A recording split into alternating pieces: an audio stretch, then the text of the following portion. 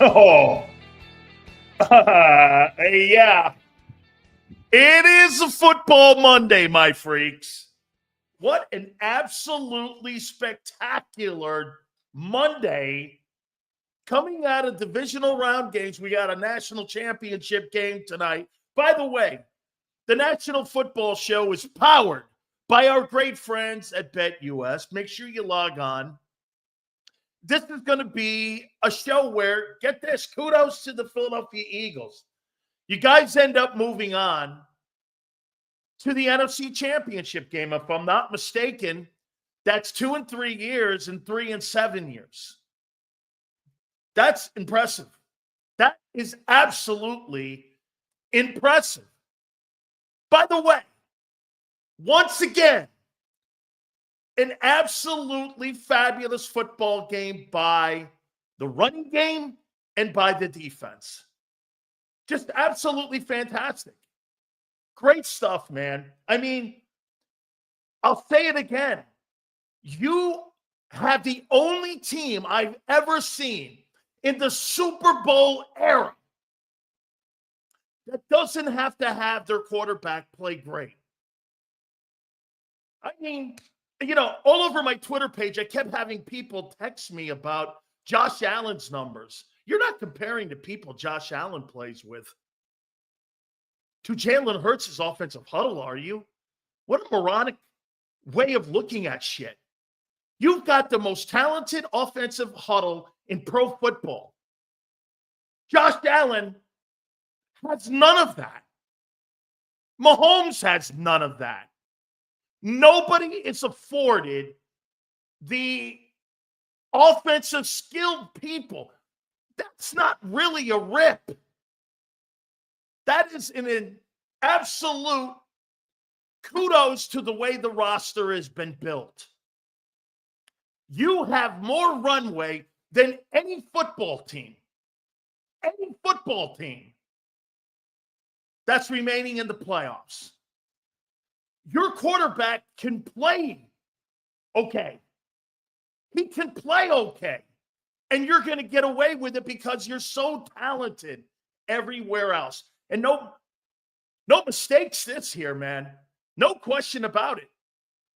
How many people can get away with Jalen Hurts throwing the ball for only 65 yards if you count the sacks and you win a football game? Hey, man, I enjoyed that game last night, by the way. I disagree with John McMullen saying it was sloppy. Well, shit, man. The environment. Look at the weather. Look at how tough the game was played. I love snow games. That was absolutely sensational. It was a great football game. It was one of the better games I've ever seen. And the Eagles come out and now move on to the NFC Championship game. I didn't have one problem with that game. The defense, once again, one thing we are going to take credit for, I told you, Jalen Carter, prior to the draft and right after you took him, was going to be the next Jerome Brown. He is absolutely sensational. We're going to get to all super chats, I promise, here in a second. But that was, without a doubt, a fantastic football game. You know what it had? It had drama in it. It had turnovers. It had everything you wanted. Situational decisions that were being made. Big plays in the game. I don't know what you can ask for in a divisional game. I mean, seriously, that thing was absolutely must-see television. I guarantee you the ratings are through the roof for that. The game was close. The Rams showed up. Were you surprised? I wasn't. In the post-game show, I didn't get into a debate with John McMullen about Sean McVay, which I happen to think is an absolutely ridiculous take by him. Nobody thinks that about Sean McVay. What did I tell you the Rams wanted to do in that football game? They wanted to have the last crack at winning the game, and they did. They were an inferior roster. Inferior roster. They had no right having the ball with the last possession on the 13-yard line with the ability to win. But they did. You know why? That's fucking coaching. That's why I'm not getting into a debate with him. 4 division titles in 8 years, 2 NFC championships, a Super Bowl. I am not getting into that. Did the Rams have a shot to win that game? Yes. That's all you can ask for. That is all you can ask for. They gave him a shot. And the Eagles came through. Jalen Carter, huge. Absolutely. Vic Fangio. Get this. The Rams had the ball on the 13, and you're telling me that's shitty coaching? I don't think so. By the way, all supers, go to the top. We're going to read them here in a second. Please hit the like button. Massive topics out of the gate here. Okay?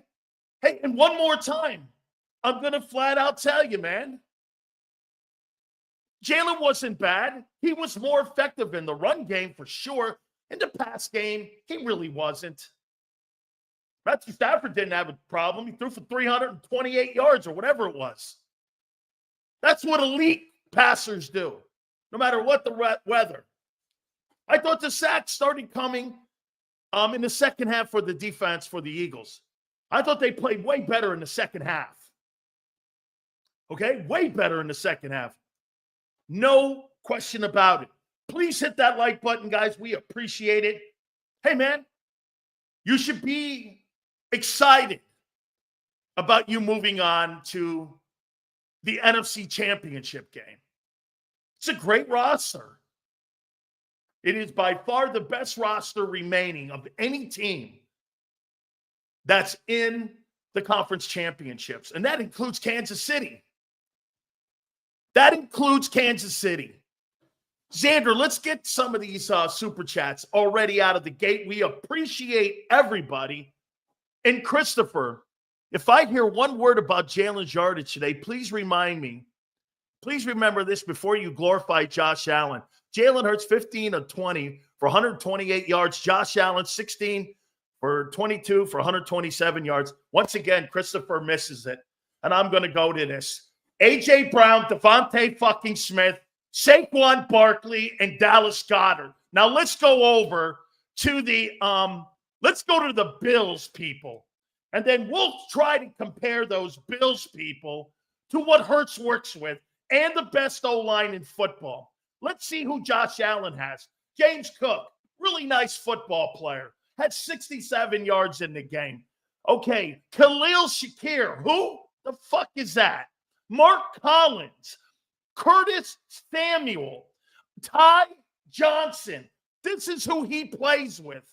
Don't ever compare ever again Josh Allen and what he works with to what Jalen Hurts has. And let me even read this before we get going here. Let's do something that one of you guys, because some of you don't respect my word, let's do Ray Dittinger's words, okay? Ray Dittinger on the Eagles, they may need to reevaluate their passing concept. 27 dropbacks. Hurts was sacked 7 fucking times and a safety. Either the offensive line didn't play very well or the quarterback. He's been holding the ball way too long. This is really a problem. You're seeing it now for sure. I really do think it might be time for Jalen, Nick, and Kellen to have a sit down this week and just reevaluate their passing concepts. I've been saying this all fucking year. Quick outs, throwing. He's talking about situational. The passing plays are just too slow to develop, and Hurts has not had much success throwing the ball down the field. My buddy, Reuben Frank, has put this out. Jalen Hurts has 0 completions of 35 or more yards in the last 7 games. Okay, so I've been saying this all year. And for the record, this conversation is not about fucking Jalen Hurts. You're in the NFC title game. 7 sacks is crazy, Sills. It is. He had 65 yards fucking passing, and he gave up 2 points. You're telling me that fucking guy played well? You're out of your tree. You're so talented in the run game and on defense right now, it covers that shit. And Buddy took a safety, but the Jalenites and their Messiah was the end be-all, the equalizer. Hey, man, oh, yeah, there's the clock again. Hurts. I got you. Brian, they're in the NFC Championship game, and the only thing they want to fucking do is try to tell me that and try to compare him to Josh Allen. This guy had 50 yards and fucking sacks and 2 points he gave the Rams. You're telling me he played well. Wow. I can't, I'm not going to debate it. I'm just not going to debate it. Washington, the hottest team in the NFL. 7 straight upsets incoming. I got to tell you, man, they're playing really good football. We're going to get to all that, okay? You got to finally, hey, all of you guys told me too. Josh Allen was going to be exposed this year. He's in the fucking NFC Championship game. Jalen Carter heading into the Reggie White territory. Not quite yet. He's outstanding, though. Sills, evaluate the O-line play. We're going to do all of that. All 7 sacks could have been on Jalen. Could not have been on Jalen. Could questionable play calling have been a factor? Yes. This was a physical classic playoff game. Go Birds. It was. Hey, Devontae, I liked the game. Yesterday was probably the worst game of the year for Kellen. With that said, we're 8 quarters away from the title. Anthony, that's it right there in a nutshell.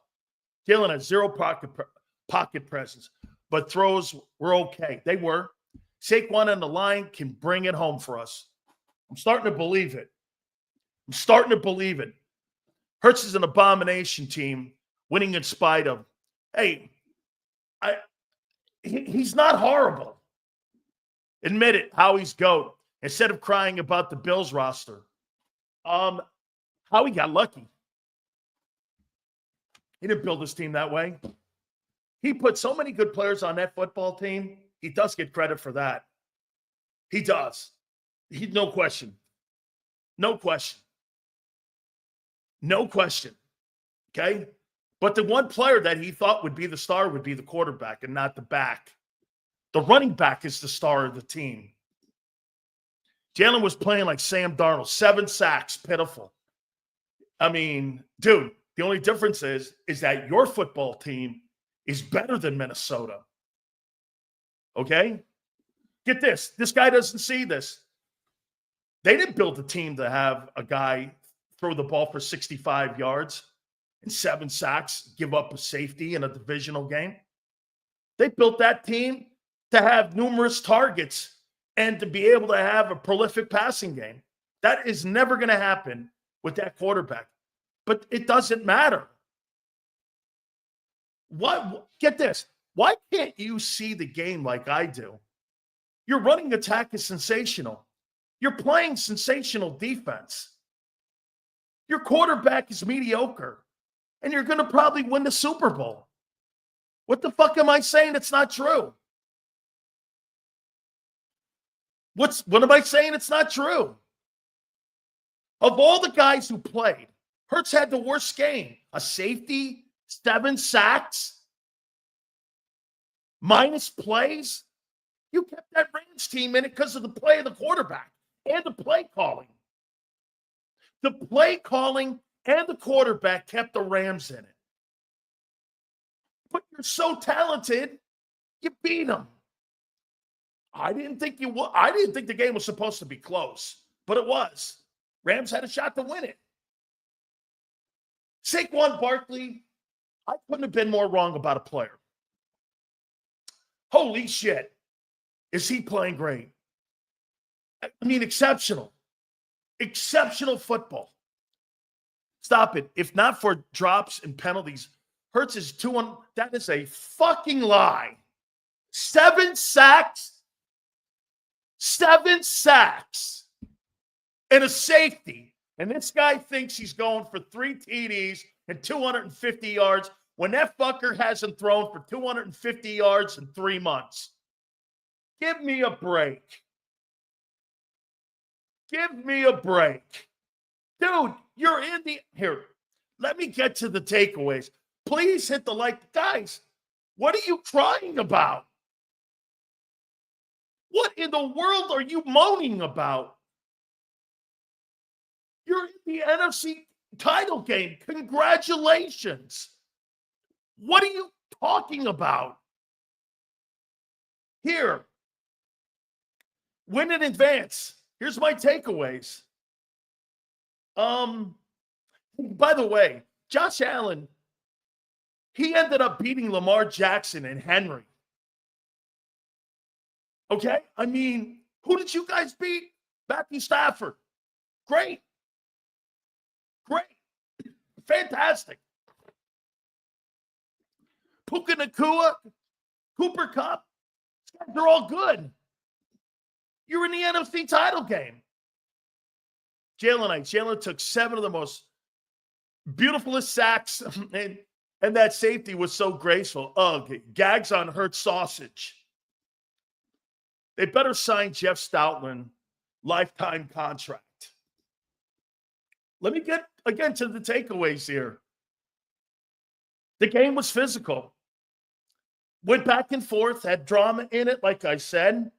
The conditions led to a lot of the play and the way the game was being played.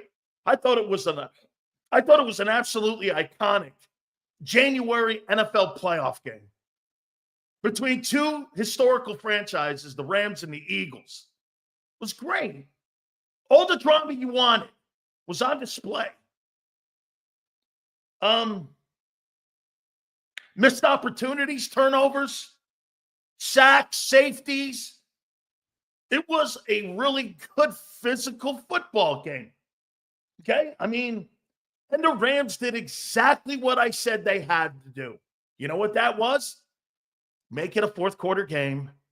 Get yourself a chance to win the game with last opportunity. I don't care what John McMullen says. The Rams had a shot to win. That's coaching. That's coaching.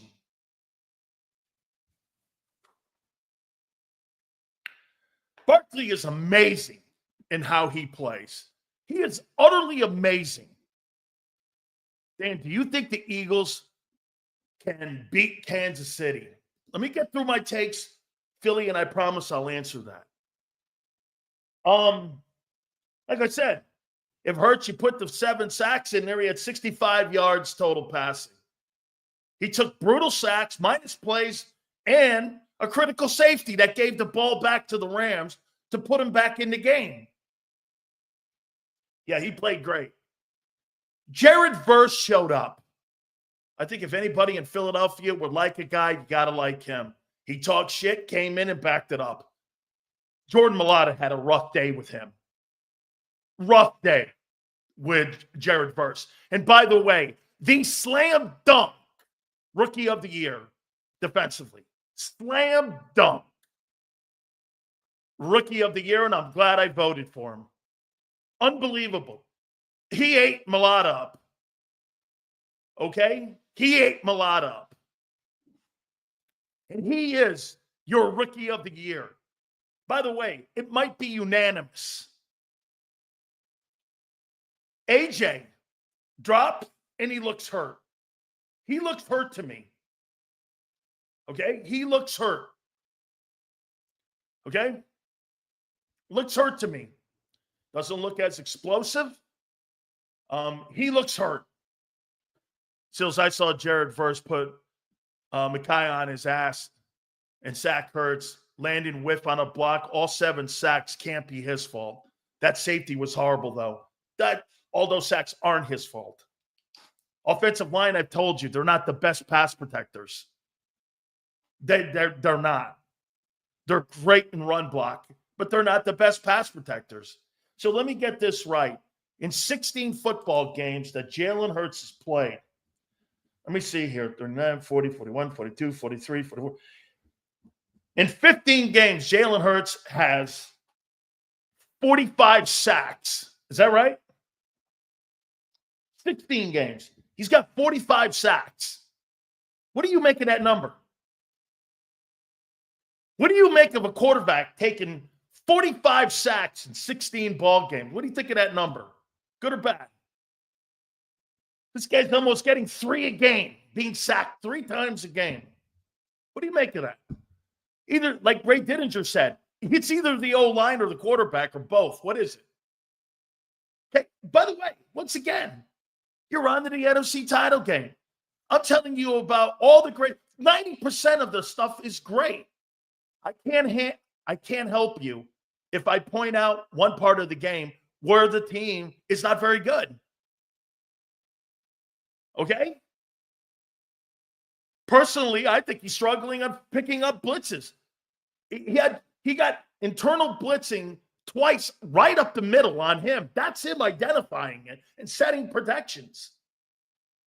Some of those sacks were clearly on him because he didn't know where the pressure was coming from. That's what I saw. And when he set the protection wrong, some of the O-line guys whiffed because they weren't expecting it.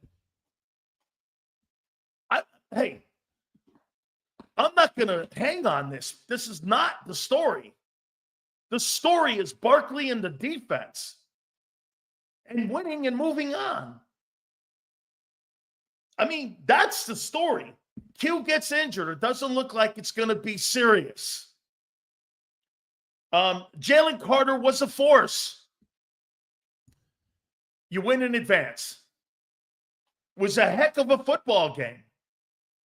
And I think the Rams showed up and played. They showed up.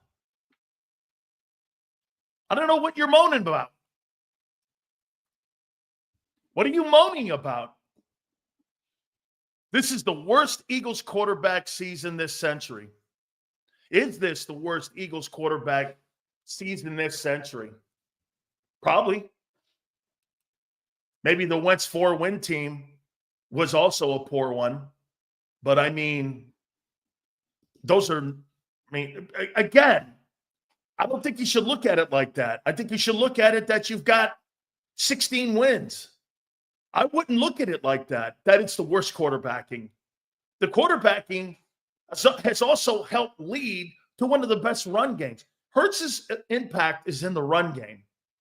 It's not in the pass game. Okay? It's in the run game. I thought he was electric in the run game. He is. He's electric when he's running.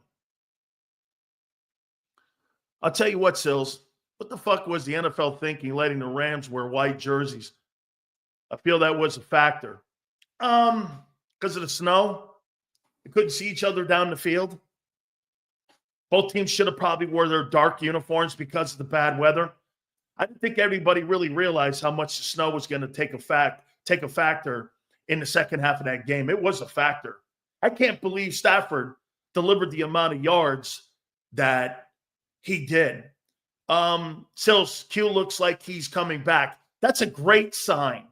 Now, to what level? Let's take a look at that. Hurts is hurt. I think AJ's banged up. Q's banged up. You've lost Dean. You're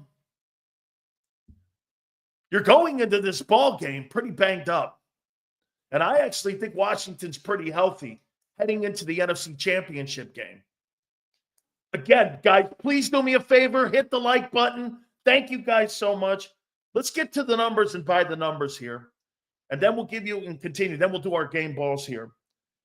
First downs. Rams 18, Eagles 16. This was not bad. This is what really was instrumental in the win, was the fact that you were 6 of 15 on third down.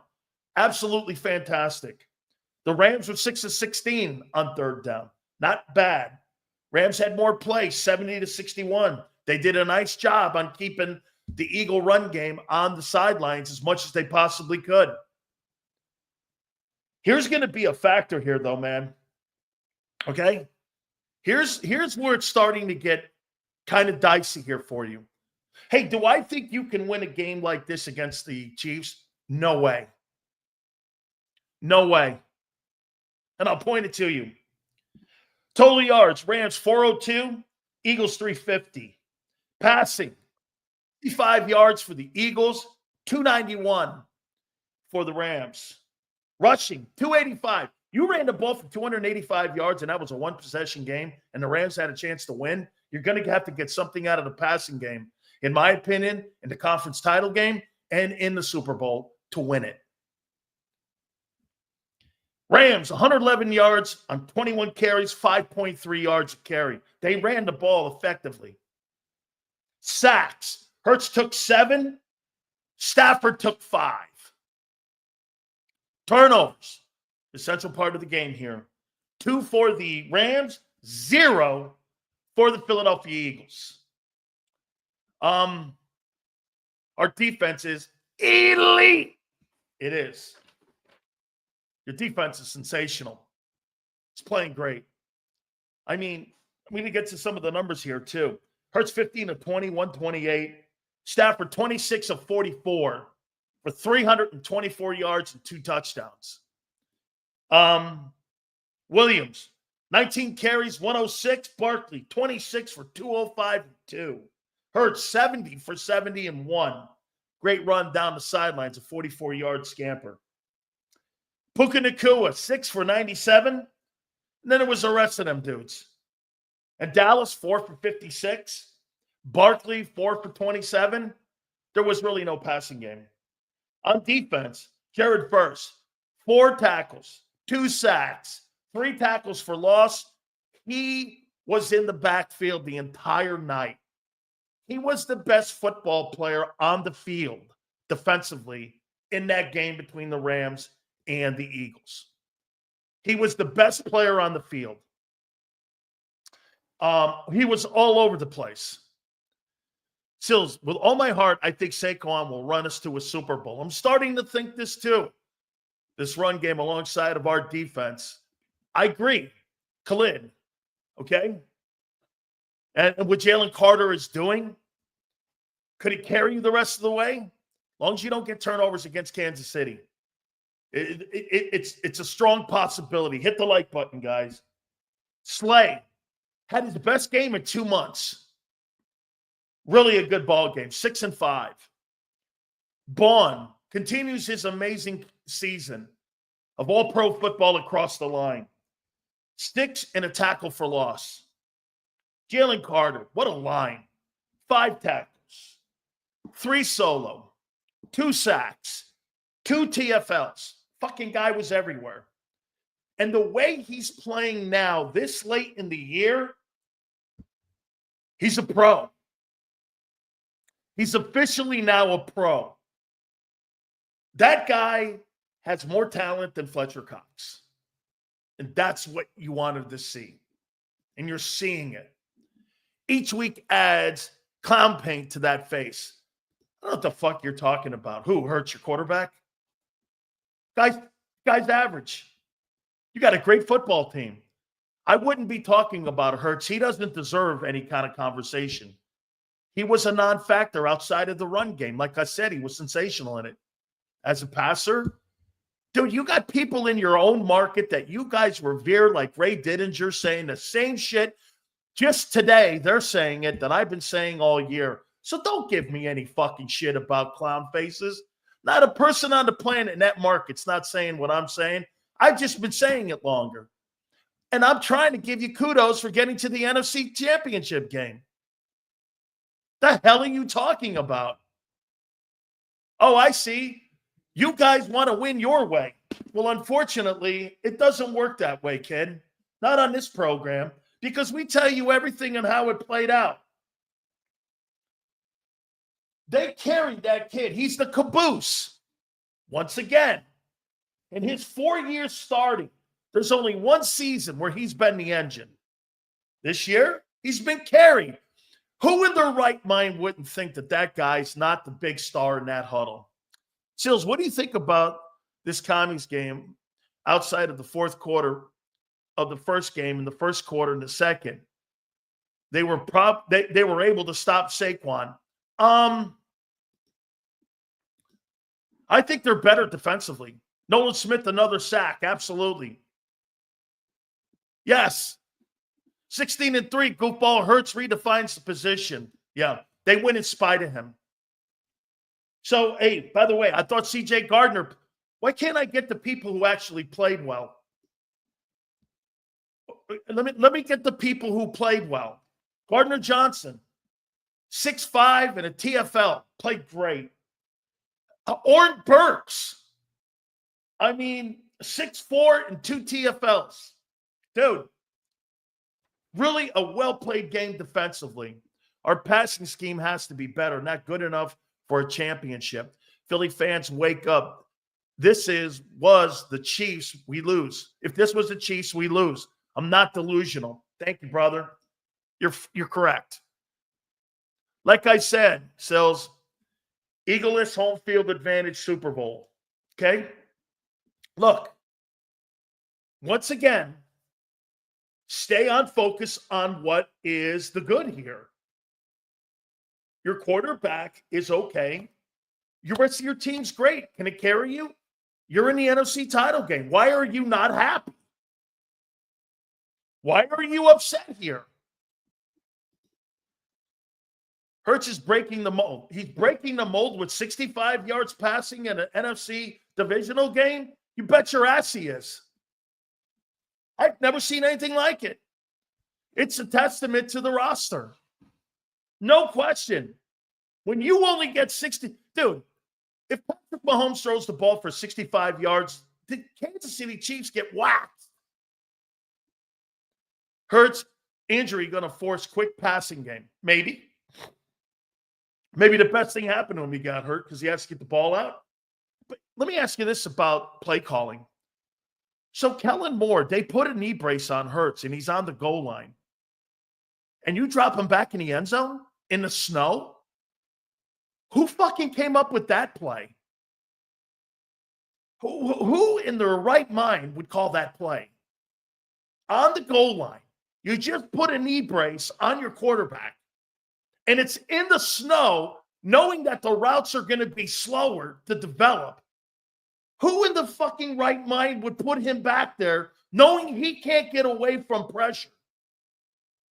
Chris Shula did the right thing by blitzing. Who makes that call? I jumped out of my chair and went, okay, look, I'm giving Kellen some kudos for what he's done by adapting to the offense and the skilled people he has in it, but that was horrible. That was a horrific play call that they had. Horrific. Goal line, sack, safety. He's already taken 6, and you're going to drop him back? Why didn't you run the ball? You're running the ball at 6'8" to carry. Holy shit. That was so bad. That kind of stuff right there keeps the Rams in it. That is on Kellen. Can't call that play. Run the fucker. Get it out. Special teams. Your defense is killing them. Your running back is killing them. And you drop back on the goal line in the end zone for a safety sack. I was like, dude, my daughter saw that. How in the world do you call that? Horrific. Just horrific. Play calling was shitty. 100% on Kellen. And get this, and you give the ball back. You think we will draft the quarterback with Hurts' skill set? Maybe. As a guy to back him up? Maybe. I don't like you got to keep Tanner, but you got to get a skill set guy back there that could run that offense in case Jalen ends up taking a knee and gets hurt. Slay played his ass off. He did. I'd be critical of Darius Slay. He played great. He really had a great football game on Sunday. Played his ass off. I'm going to get to the people who are going to get game balls for me. But at the end of the day here, guys, you're looking at this wrong. You're looking at this wrong. You're in the NFC Championship game. You've got a dominant roster, and you're winning games by running it and playing lights-out defense. I'm not sure what else you want me to say here. Okay? I'm not sure what you're looking for here. Kudos on Hurts. That ain't happening. He did not have a very good game. I don't care. Dude, nobody would think that. Not one person. 7 sacks, 65 yards passing. He was exceptional in the run game. Of course he is. That's what he does well. It's a great team. It is. I cussed Kellen Moore and Jalen so hard on that play action pass at the end of the game. We learned nothing from Jacksonville. Josh, great take. Great take. Absolutely great take. Some of those play calls in there not to run the football and take time off that clock in the fourth quarter is a lot of room to be desired on how you prepared. Can I ask one important question? Boy, it just seemed to me that somebody was very distracted with that game plan that was put together. Is that me or not? Did Kellen Moore put a really solid game plan together, or do you think he was a tad bit distracted? I don't know. It just seemed a little bit of a distraction to me when, I don't know, man. We upset because you media people don't keep the shit consistent. Yes, passing needs to improve, but Hurts' numbers. Once again, you need to be consistent. Stop comparing the people that Allen plays with and how he carries a football team on his fucking back to a guy who's carried. He doesn't have Devontae Smith. He doesn't have A.J. Brown. He doesn't have the best O-line in football. That's consistent. He is the only quarterback in the playoffs. The quarterback can throw for 65 yards and win games. Nobody else. It's a testament to the roster. I'm not sure why you're upset with this. I'm not sure why you're upset. You have a great roster. You're favored to win the Super Bowl. You might be able to run yourself to it, and you're pissed off right now because I'm pointing out the evidence, the facts here. You got people like Ray Didinger saying the kid's got to get better. The passing game is not very good. But what? What? Because I've been saying it longer? Hey, it's one thing to say I have no credibility. You say to say, Ray's coming on this show next week. So you're going to tell Ray, fuck you too, right? Okay. I'll make sure I point that out before he comes on. That he also thinks the quarterback, it's evident there's issues. Okay. Okay. Once again, stay on focus. The team won an important game. My God almighty. You fucking Jalenites. It's beyond anything I've ever seen. Nobody in their right mind would say that guy played well. The Bills carried Allen Sunday. Sure he did. Who carried him? Let's take a look at that. Cook had 60 yards. Shakir had 60 yards receiving. After that, Cook had 15 yards. Collins had 12 yards.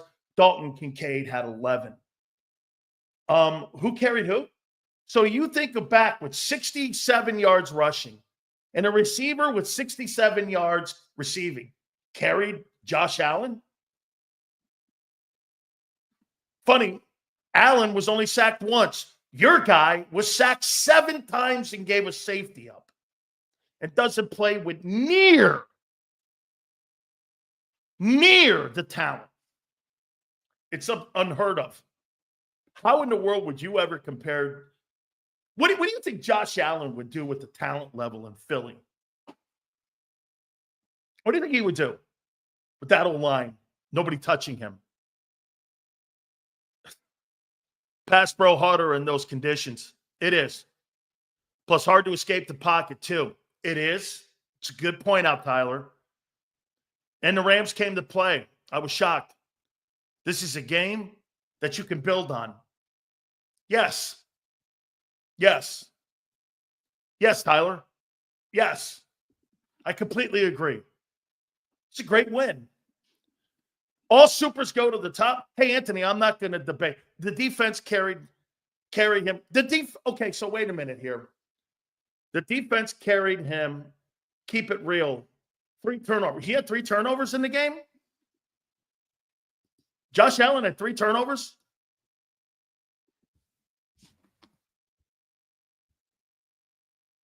Josh Allen had 3 turnovers? I don't remember that. I remember 1 interception. I don't remember 3 turnovers by him. By the way, I'm not debating that stupid shit.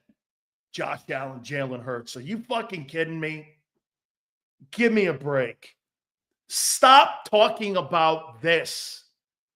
Talk about people who deserve to be talked about. The guys who really played well. My game balls. Don't talk about people who showed up and played okay. Talk about people who excelled in the game. Here are my 10 game balls. Number 10, Nolan Smith continues to impress. Continues to impress. Had a really good football game. He's continuing to get better and better. He really is. And he's starting to now make the point where you got to start looking for him. I mean, I even saw a Jalen Hunt sighting. I mean, Nolan Smith, where is he here? 4 tackles, 1 sack, 1 TFL. It's not quite Hassan Reddick, but he's making plays now. He is. This kid's making plays, guys. And he's making them now at a regular clip that he's making plays. Number 9. Perspective. Hurts got sacked 7 times. 4 of them came after the knee injury. Kellen's selection of plays is insured, but was bailed out by the defense. Barkley, AJ, 2 drops, and Smitty drops was 95 yards. Sure, you can make all the excuses you want for Hurts. He's got 45 sacks in 16 games. I don't know. You can make what about the 45 sacks in 16 games? You tell me. You think that's a problem or no? And he hasn't had in 7 games a pass down the field of more than 35 yards. You don't think that's a problem with him? By the way, I'm not saying it's a problem for your team. You're in the NFC title game. You're in the NFC title game. What are you moaning about? Dude, this is a you thing. 9, I got Gardner Johnson. He was absolutely fabulous. Number 8, I got Jalen Hurts. 71 yards rushing. Was instrumental in keeping the run game going and that 285 yards. No kudos for the passing, but I give him kudos for what he did in the run game. He is important in the run game. Make no mistake about it. The Eagles don't have the same running attack if Jalen Hurts is not in that ball game running the football. They do not have. If you put Kenny Pickett or Tanner McKee back there, you don't think the run game is going to be as effective if Hurts is not in there. Hurts makes that run game effective, even more so. Number 7. Can I say something here about some decisions that were made? Don't know if you touch on this, but how do we expect to win a Super Bowl being so one-dimensional? The game is excellent, but we need to be able to pass. I do think so, too, in those conference title games. The defense got Allen 3 turnovers. Quit changing the debate. Nobody said Hurts was better than Allen, but Hurts is the only one who gets criticized for low yards. No, I'm criticizing him for the sacks and the safety and keeping the Rams in the game. That's what I'm criticizing him for. Nowhere did I say low yardage.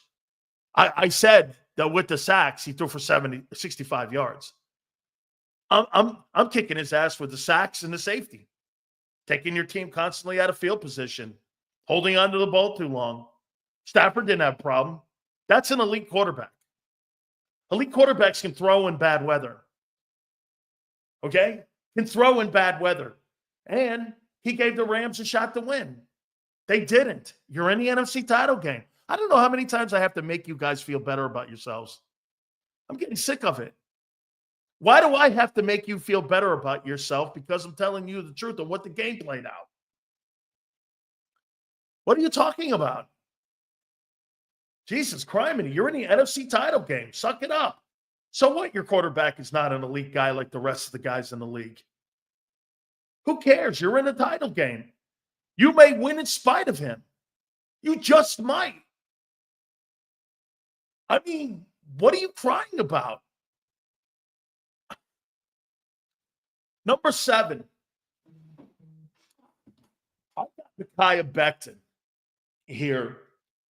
And I got Becton here, and I'm going to tell you why. Hey, Xander, make sure you get JAKIB a link, and make sure it's 4:30.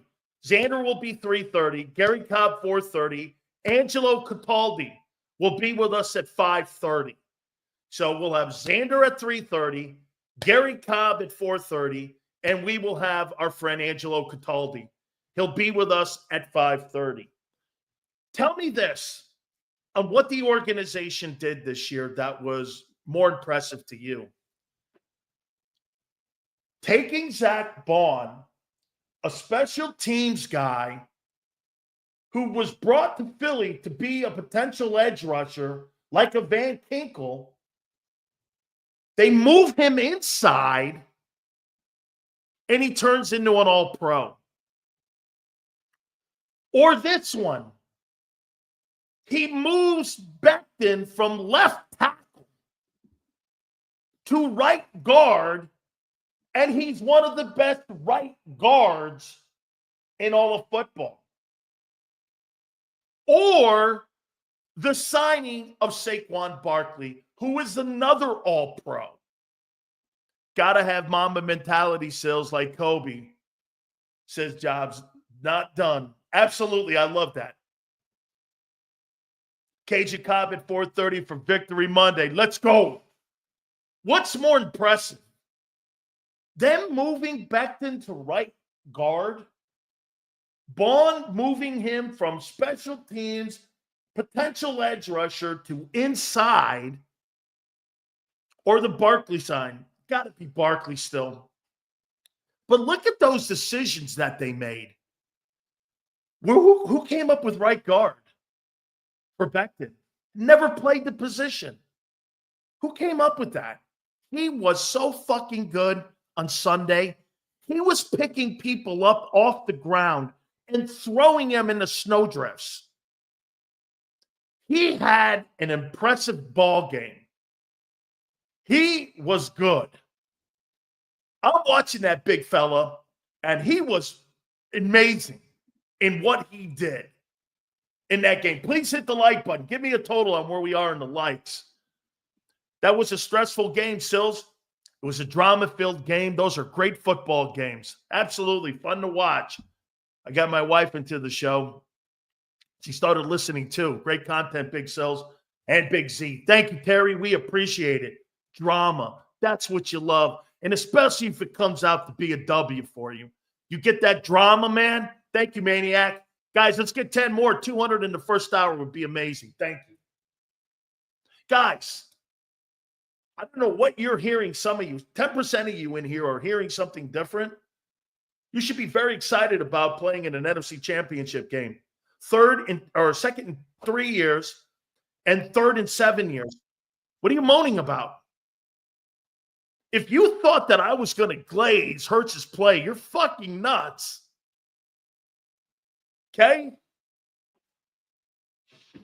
When you talk about any other team you don't talk about Washington and their run game and their defense. You talk about Jaden Daniels, Allen, Mahomes.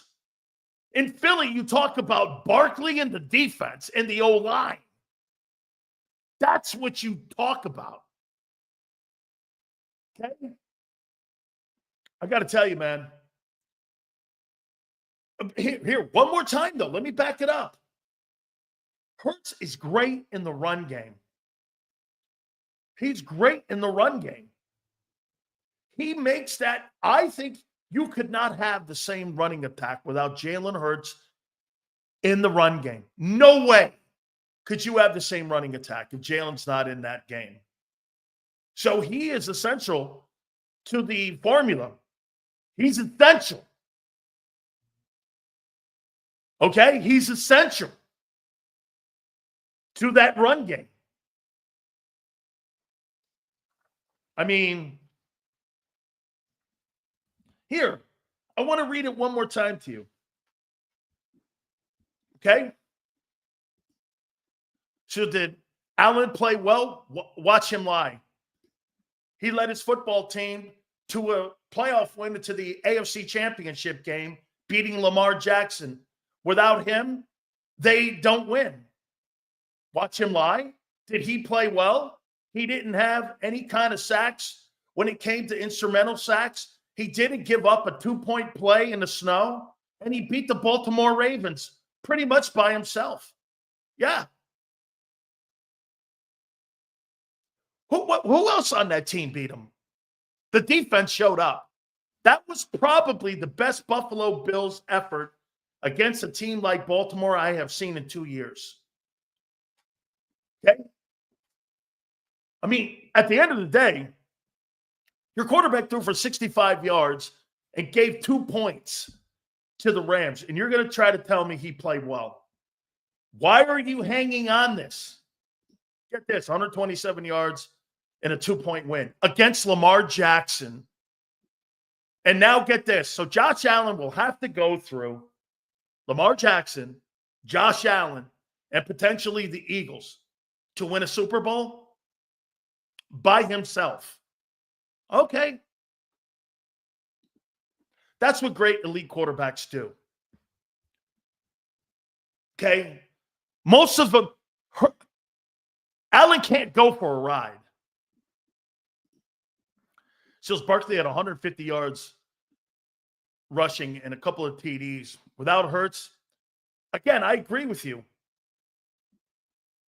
Without Hurts, had against Washington. Why was that? I'm not sure what you're asking me, Keith. Had 150 yards and a couple of TDs without Hurts, had against Washington. Why was that? I'm not sure what you're asking me. By the way, I'm not comparing. Stop comparing any team to the Eagles. You have the best roster in football. Nobody that's left has anything near it. How about this? Jan Dotson is elite, Sills. Don't forget. Hey, let me take a look here. Does anybody in Kansas City, the skilled players, could they start in Philly? Let's go Travis Kelce. How about in Buffalo? No. How about in Washington? No. So of the remaining 3 teams, there's not one player of the wide receivers that could start in Philly except for Kelce. That's it. Combined.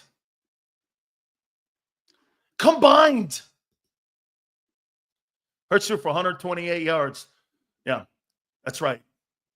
You're lucky you don't count the sacks, but on the team statistics, the Eagles threw for 65 yards. Stop lying. It's in the box score. It's very simple to read. Let me hook you up on how that works. Okay? You go over to ESPN. Simple for everybody, even Anthony. You go over to team stats, and in team stats, the sacks count for the overall game plan. The Eagles threw for 65 yards, and the Rams threw for 291. Stop lying, Anthony. Okay. Stop lying, Anthony. So let's see here. I'm going to go over to Ray again. I got to read this. This is phenomenal. Okay. Hey, by the way, you guys do respect Ray Didinger, right? You do respect Ray, right? Ray Didinger on the Eagle passing game. Eagles may need to reevaluate their passing concepts. 27 dropbacks and Hurts sacked 7 times. The responsibility is twofold. The offensive line didn't play as good as it's capable of, but the other part of this is the quarterback. He's also been holding onto the ball way too long. Wow, this is Ray and not Sills? This is really a problem, and you're seeing it now, and you're seeing it now for sure. I think it's time these guys all sit down and look at what they're doing. It goes into concepts here. The passing plays are just too slow to develop, and Jalen has not had much success throwing the ball. My buddy Reuben Frank had a great stat on Hurts. In the last 7 games, there's been not one completion of 35 yards or more. And you got A.J. Brown and Devontae Smith on your team? And you guys don't think 45 sacks in 16 games is a problem. Hey, you're winning in spite of him. That's why these games are close. Sacks. Dude, God forbid you turn the ball over. It's over. God forbid you turn the ball over. And you have done a great job of that. Don't turn the ball over, and without a doubt, you might be able to run yourself to a Super Bowl here. Okay? You're damn right 16-3 is elite. You're damn right it is. You're absolutely right. I'm not sure what you're hearing that you have a problem with. I'm giving you guys all kinds of tremendous kudos here. 16-3. Absolutely. No doubt about it. He's the only quarterback in the NFL that has a long runway to be able to make mistakes. Hey, can you imagine if Josh Allen had taken a safety and 2 sacks? They'd lose to Baltimore. Jalen could take 7 sacks and give up a safety and still win. Kudos. Kudos. I'm not sure what you're upset about with that, though. I'm not sure what you're upset, because that, to me, is about the organization putting the right pieces on the team, and you've got a whale of a football team. I'm really not sure what you're upset about, some of you. I mean, Nolan Smith is showing up. Okay? I thought Safford was a Super Bowl winner. You thought? He is. So you discount Hurts, win yet praise Allen? Josh Allen is a one-man wrecking crew in Buffalo. Yes, I do. Yes, I do. Yes, I do. Those quarterbacks lead their teams, not your quarterback. They win in spite of your guy. Sorry, dude. 7 sacks and a safety is fucking atrocious in a divisional game. Nobody played like that. Nobody. You can push back all you want. I'm trying, get this. I have glazed your team for an hour and 2 minutes now on how great you played as a team. What's your problem?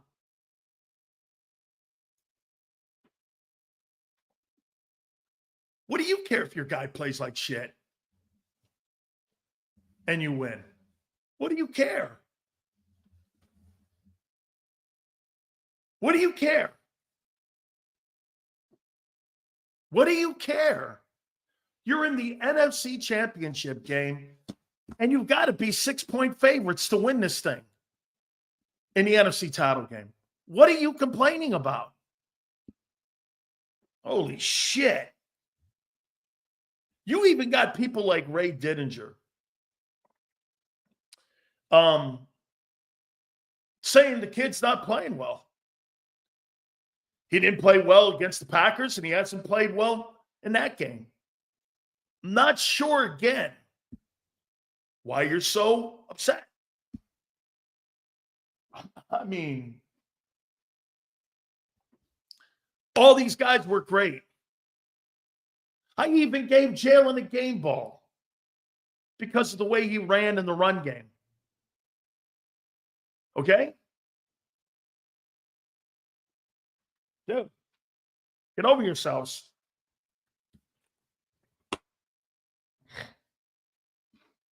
This is about team and not about one guy.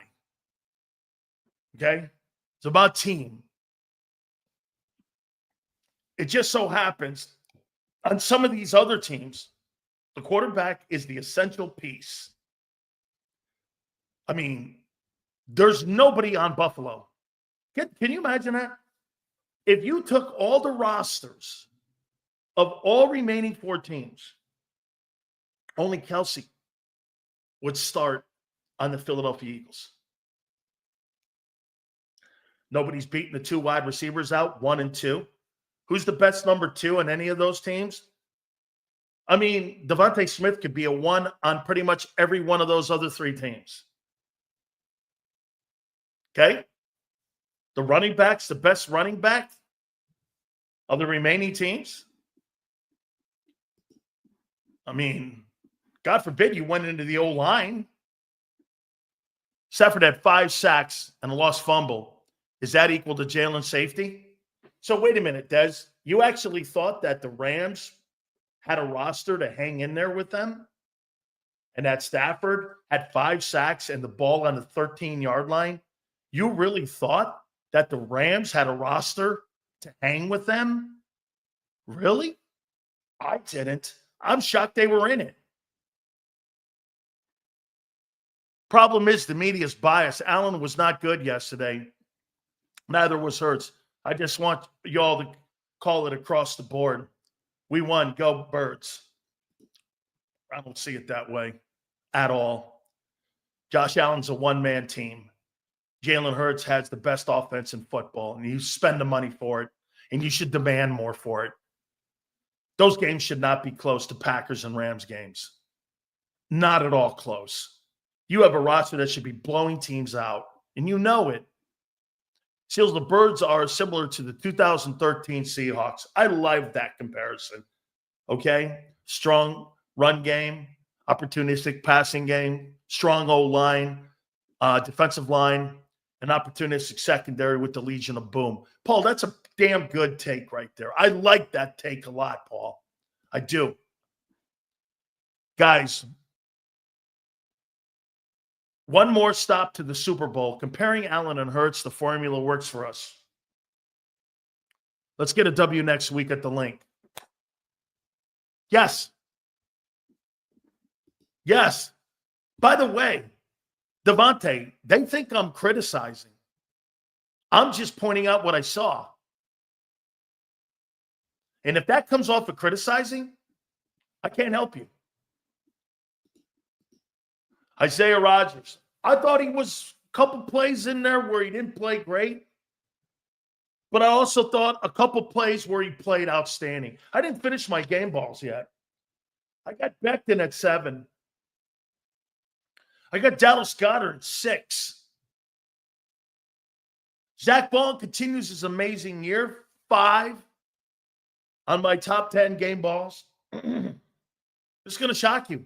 I gave Oren Burks 1. I thought Oren Burks had a damn good football game. For a kid that was wedged in there in a divisional round, kudos to him. I thought he played well. Number 3, I gave Darius Slay, who I've been critical of. I gave him game ball 3. Jalen Carter continues to be a superstar. Game ball 2, and the number 1 game ball obviously goes to Barkley. Barkley's just absolutely sensational. Wow. The New York Giants, man. I have no idea how you can look yourselves in the face today after watching that guy run the ball. Not building an O-line for him, not making it essential to build players. I don't get it. I was just speaking specifically on Stafford's negative plays versus Hurts' negative plays. So that's it. I got you, Des. I'm good. Okay? I got you. Remember something. Stafford had the shot to win it. Ball was in his hand like it was for Trevor Lawrence. Why? Because you're not getting enough out of the passing game to be a dual. You ran the ball for 285 yards. How do you run the ball for 285 yards and you're still in a game? You should have ran that team off the scoreboard. Elliott, way to go. I had forgotten to write him down. It's a huge liability. 2 missed PATs, go Birds. Man, I'm sorry, man. That guy makes $6 million a year. Am I right when I say that? Did I see that number? That Jake Elliott makes $6 million a year? I could get a guy making $1.5 million to do the same shit he's doing. $6 million? That's what that guy makes? Somebody tell me that. So I looked at that number and it was wrong. Tell me that number's wrong, that he makes $6 million. Because I thought he signed a $50 million deal or some shit where he was making $6 million annually. This guy makes more money than Zach Bond. Okay? Seriously, this guy makes more money than Zach Bond. And he makes 5 times the money Zach Bond makes. Crazy. I mean, he has a couple more of those. There's going to be an open competition this offseason. Who will be the kicker in Philadelphia next year in 25? Because, man, 4 years, $24 million? Get the hell out of here. He's got the putter's yips right now. Seals Josh Allen at 65 yards in each half of passing. You can't tell me he carried them yesterday. That defense did its job by forcing turnovers. Once again, Josh Allen is one man on that offense. There's nobody else that's even remotely near an A player. He takes C students and makes them B players. Hurts has A players and makes them C students. You make AJ and Devontae C students in the passing game. He's made them C students. Okay? Oh, my God. Are you all slow? I clearly said Allen is better than Hurts. So not comparing. I'm just speaking on the media bias, not criticizing other quarterbacks. You want criticizing other quarterbacks? Here's criticizing other quarterbacks. Hey, Lamar, you're now becoming – who player can I name? Oh, I'll give you a hint. He played in Philly, and he always puts up great regular season numbers, won a scoring title, but when he gets to the playoffs, he shits the bed. Who am I? What NBA player is in the same conversation with Lamar? Not Embiid. It's a good one. That's a good one. But he's actually a shooting guard. And you tell me, or shooting, yeah. That's it. James Harden. Lamar Jackson is James Harden. Great regular season game, gets in the playoffs, drops the ball on the carpet, massive mental mistakes in ball games. Dude, I love the guy, and I think the guy wants to win, but wow. All that work you did, hey, man, if Sam Darnold and all the work he did with those 14 wins, all the work he did with those statistics he put up, all went to shit. All went to shit. How did Josh Allen beat Derrick Henry, Mark Andrews, who had a horrible game, and Lamar Jackson? Incredible. Do you understand the Buffalo Bills cut $65 million off of their salary cap and are now in the AFC title game? Can you imagine the Eagles cutting almost $100 million off their payroll of this team and making it to the NFC Championship game? Versus Lamar, now we got Mahomes and Allen in the AFC title game. Salute to MLK, JAKIB Media for the platform, and to my truckers on the road. Be safe, fellas. Thank you, T. Will. I appreciate it. Absolutely. Martin Luther King Day, MLK. Hopefully everybody's having a sensational MLK Day. No doubt, one of the most important people in our lifetime. I'm more of a Malcolm X guy, but hey, MLK, fantastic leader. And congratulations on having a wonderful day if you're enjoying yourself in your day off. Hit the like button, please, guys. All supers go to the top. Xander's going to join us at the bottom of the hour. Gary Cobb at 4:30. And also Angelo Cataldi at 5:30. We need to find a quarterback that can throw. No. Khalid. Why? I asked John McMullen a question. If he thought that this was going to be an every year thing now with running the ball and not throwing it. John McMullen goes, no way. After the year, they're going to do everything they possibly can to improve the passing game. Here we go again. Another shitty coordinator, right? You're never going to learn. It's not the coordinator. How many quarterbacks have had all this turnover in coordinators? And you guys, Jalen Hurts is 16-3. And you're telling me the coordinator sucks. I didn't think he had a great game. I won't lie, in that divisional game. Was he distracted? I don't know. How do you run that quarterback into the end zone with a bad wheel? I'm shaking my head. My wife and I are going like, why are you calling that play? He just went to the sideline with a knee injury. It made no sense. This isn't sustainable. No. The Eagles are not going to want it next year like this. They're not going to run the ball as much next year. This is not how they constructed the team. But to their credit, they're going to run the table here. I would too. I wouldn't change a damn thing. Okay? I wouldn't change a thing. Why would I change anything right now? Hey, by the way, when the Eagles came out throwing the ball right away at the beginning of the game, I'm like, what are they doing? The guy had 6'8" a carry in the game. The Rams had no chance of stopping the run. And they're throwing it at the beginning of the game. I'm like, you kept the Rams in it by doing that. Why not? Exactly what I said. You kept the Rams in it. They were in it at halftime. What was it, 10-6? I said, this is a Rams game. You've got to be exceptionally happy going into halftime at 10-6. That favors you.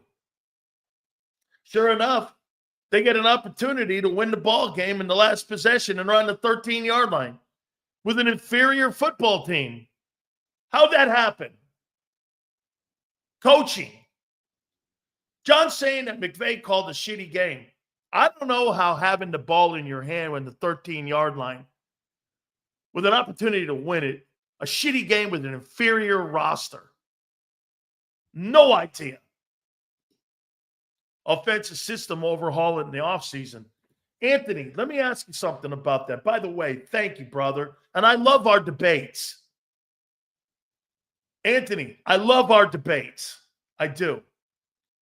Okay? Hey, and Anthony, if Josh Allen beats Mahomes and he beats Lamar in consecutive weeks, the task is not finished for him to get that off his back.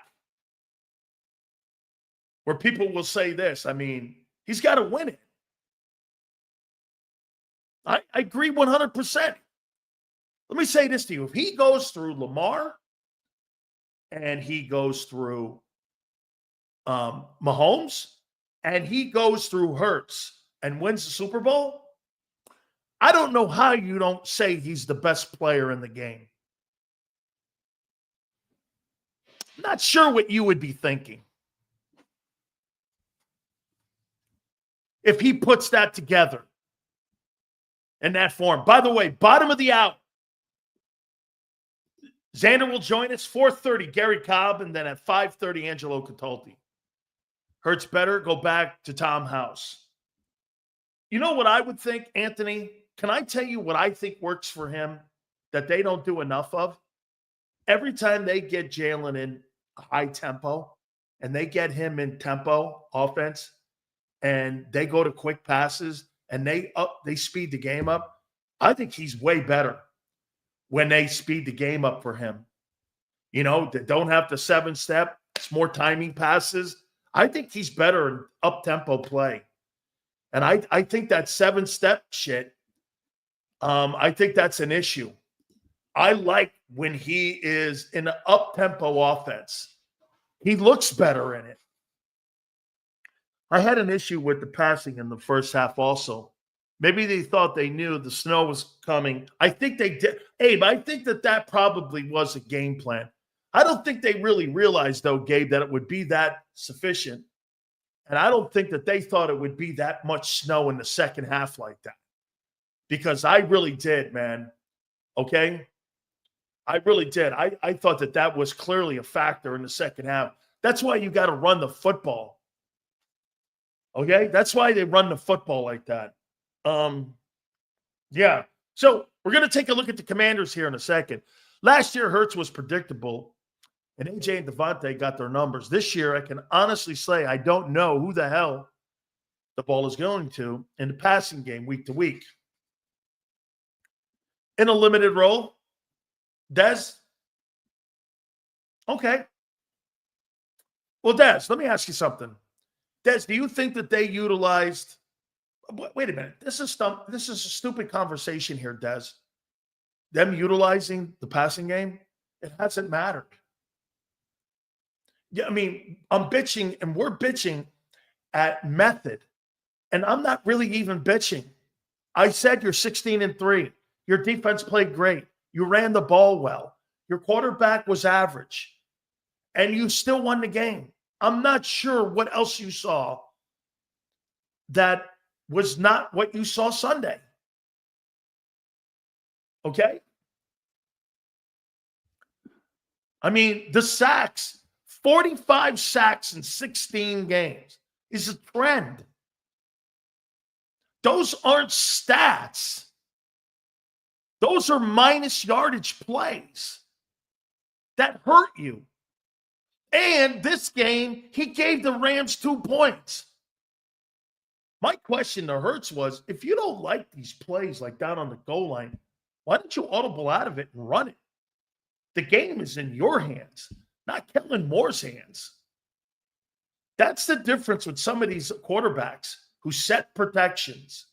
I think Jalen struggled at setting protections in that game. I do, especially internally. There were guys that came right up the middle that he didn't see where the pressure was coming from. I thought that was on him. Hit the like button, guys. Give me a total where we are in the likes right now. I appreciate you. By the way, all supers go to the top. Listen, can that be this year? Let me say this to you. Is it possible that Jalen Hurts has taken a step back in passing to learn how to set protections, which will benefit him over the next 3 years? Yes. Yes. Do I think next year he'll be better in seeing protections? Yes, I do. Okay? I do. He's a smart kid. He wants to play, and he wants to play well, and he wants to be great. He wants to win, whatever that is. I believe all that. So is he convinced himself, maybe this year's not my year when it came to carrying the team with offense, and we got a guy who can do it now. And what it's done is that Barkley's given him the latitude to grow at the position of quarterback. Well, let me ask you something here. Des, isn't that what happened with Roethlisberger in Pittsburgh when they had Jerome Bettis? Isn't that what happened in Seattle with Marshawn Lynch and how he helped let Russell Wilson develop into reading and setting pass protections? Didn't that help? Right? Hey, Xander, I missed Dez's $5 super chat. Can you put that up? I was basically saying when he drops back to pass, I'm not confident or comfortable. Yeah. Hey, what could it not be that this year, because he's been given Saquon Barkley, it's given Jalen Hurts a chance to grow, setting protections, identifying blitzing where it's coming from, trying to be more of a pocket passer. Do I think this year will benefit him next year? Yeah. Do I think he has the skill set to do it? I'm not sure yet. I'm not sure yet. Since he's come into the league, he's taken a shitload of sacks. Before that, it was turnovers. They've eliminated the turnovers. Let me say this to you. If you eliminate those sacks and the turnovers, and Jalen Hurts goes for 140 yards passing and 71 yards rushing, there's no problem in that. There's no problem. You can't take your team out of field position. And you have to make the guys in your huddle, instead of making A players C students, he's got to turn C students into. How come Tanner McKee and even Kenny Pickett made Jahan Dotson look like a star? Look, guys, this is all in the evolution of this kid. I don't know how you look at that and go, well, by the way, I don't know why people are on this point. There are way other players that played their asses off in that game. I got asked the question about Jalen Carter. Do I think he could be a Reggie White type of player? No. But do I think he could be Aaron Donald? No. But he could be better than Fletcher. And if you're better than Fletcher, you're going to Canton. You're going to Canton. Do I think he can be better than Jerome? This is very hard for me. Do I think he can be better than Jerome Brown? They both run around blocks. He did it again yesterday. He's dominant at the point of attack. His hands are fantastic. His feet are off the charts. His bull rush is great. His arm over and him hanging on the points is great. He's got so much swivel in his hips. He's a little bit bigger version than Jerome. Jerome was about 6'2" and a half.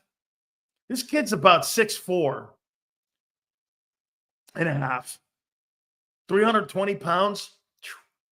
Jerome hung out at around 315. So he hung out around there. Can Jalen Carter be better than Jerome Brown?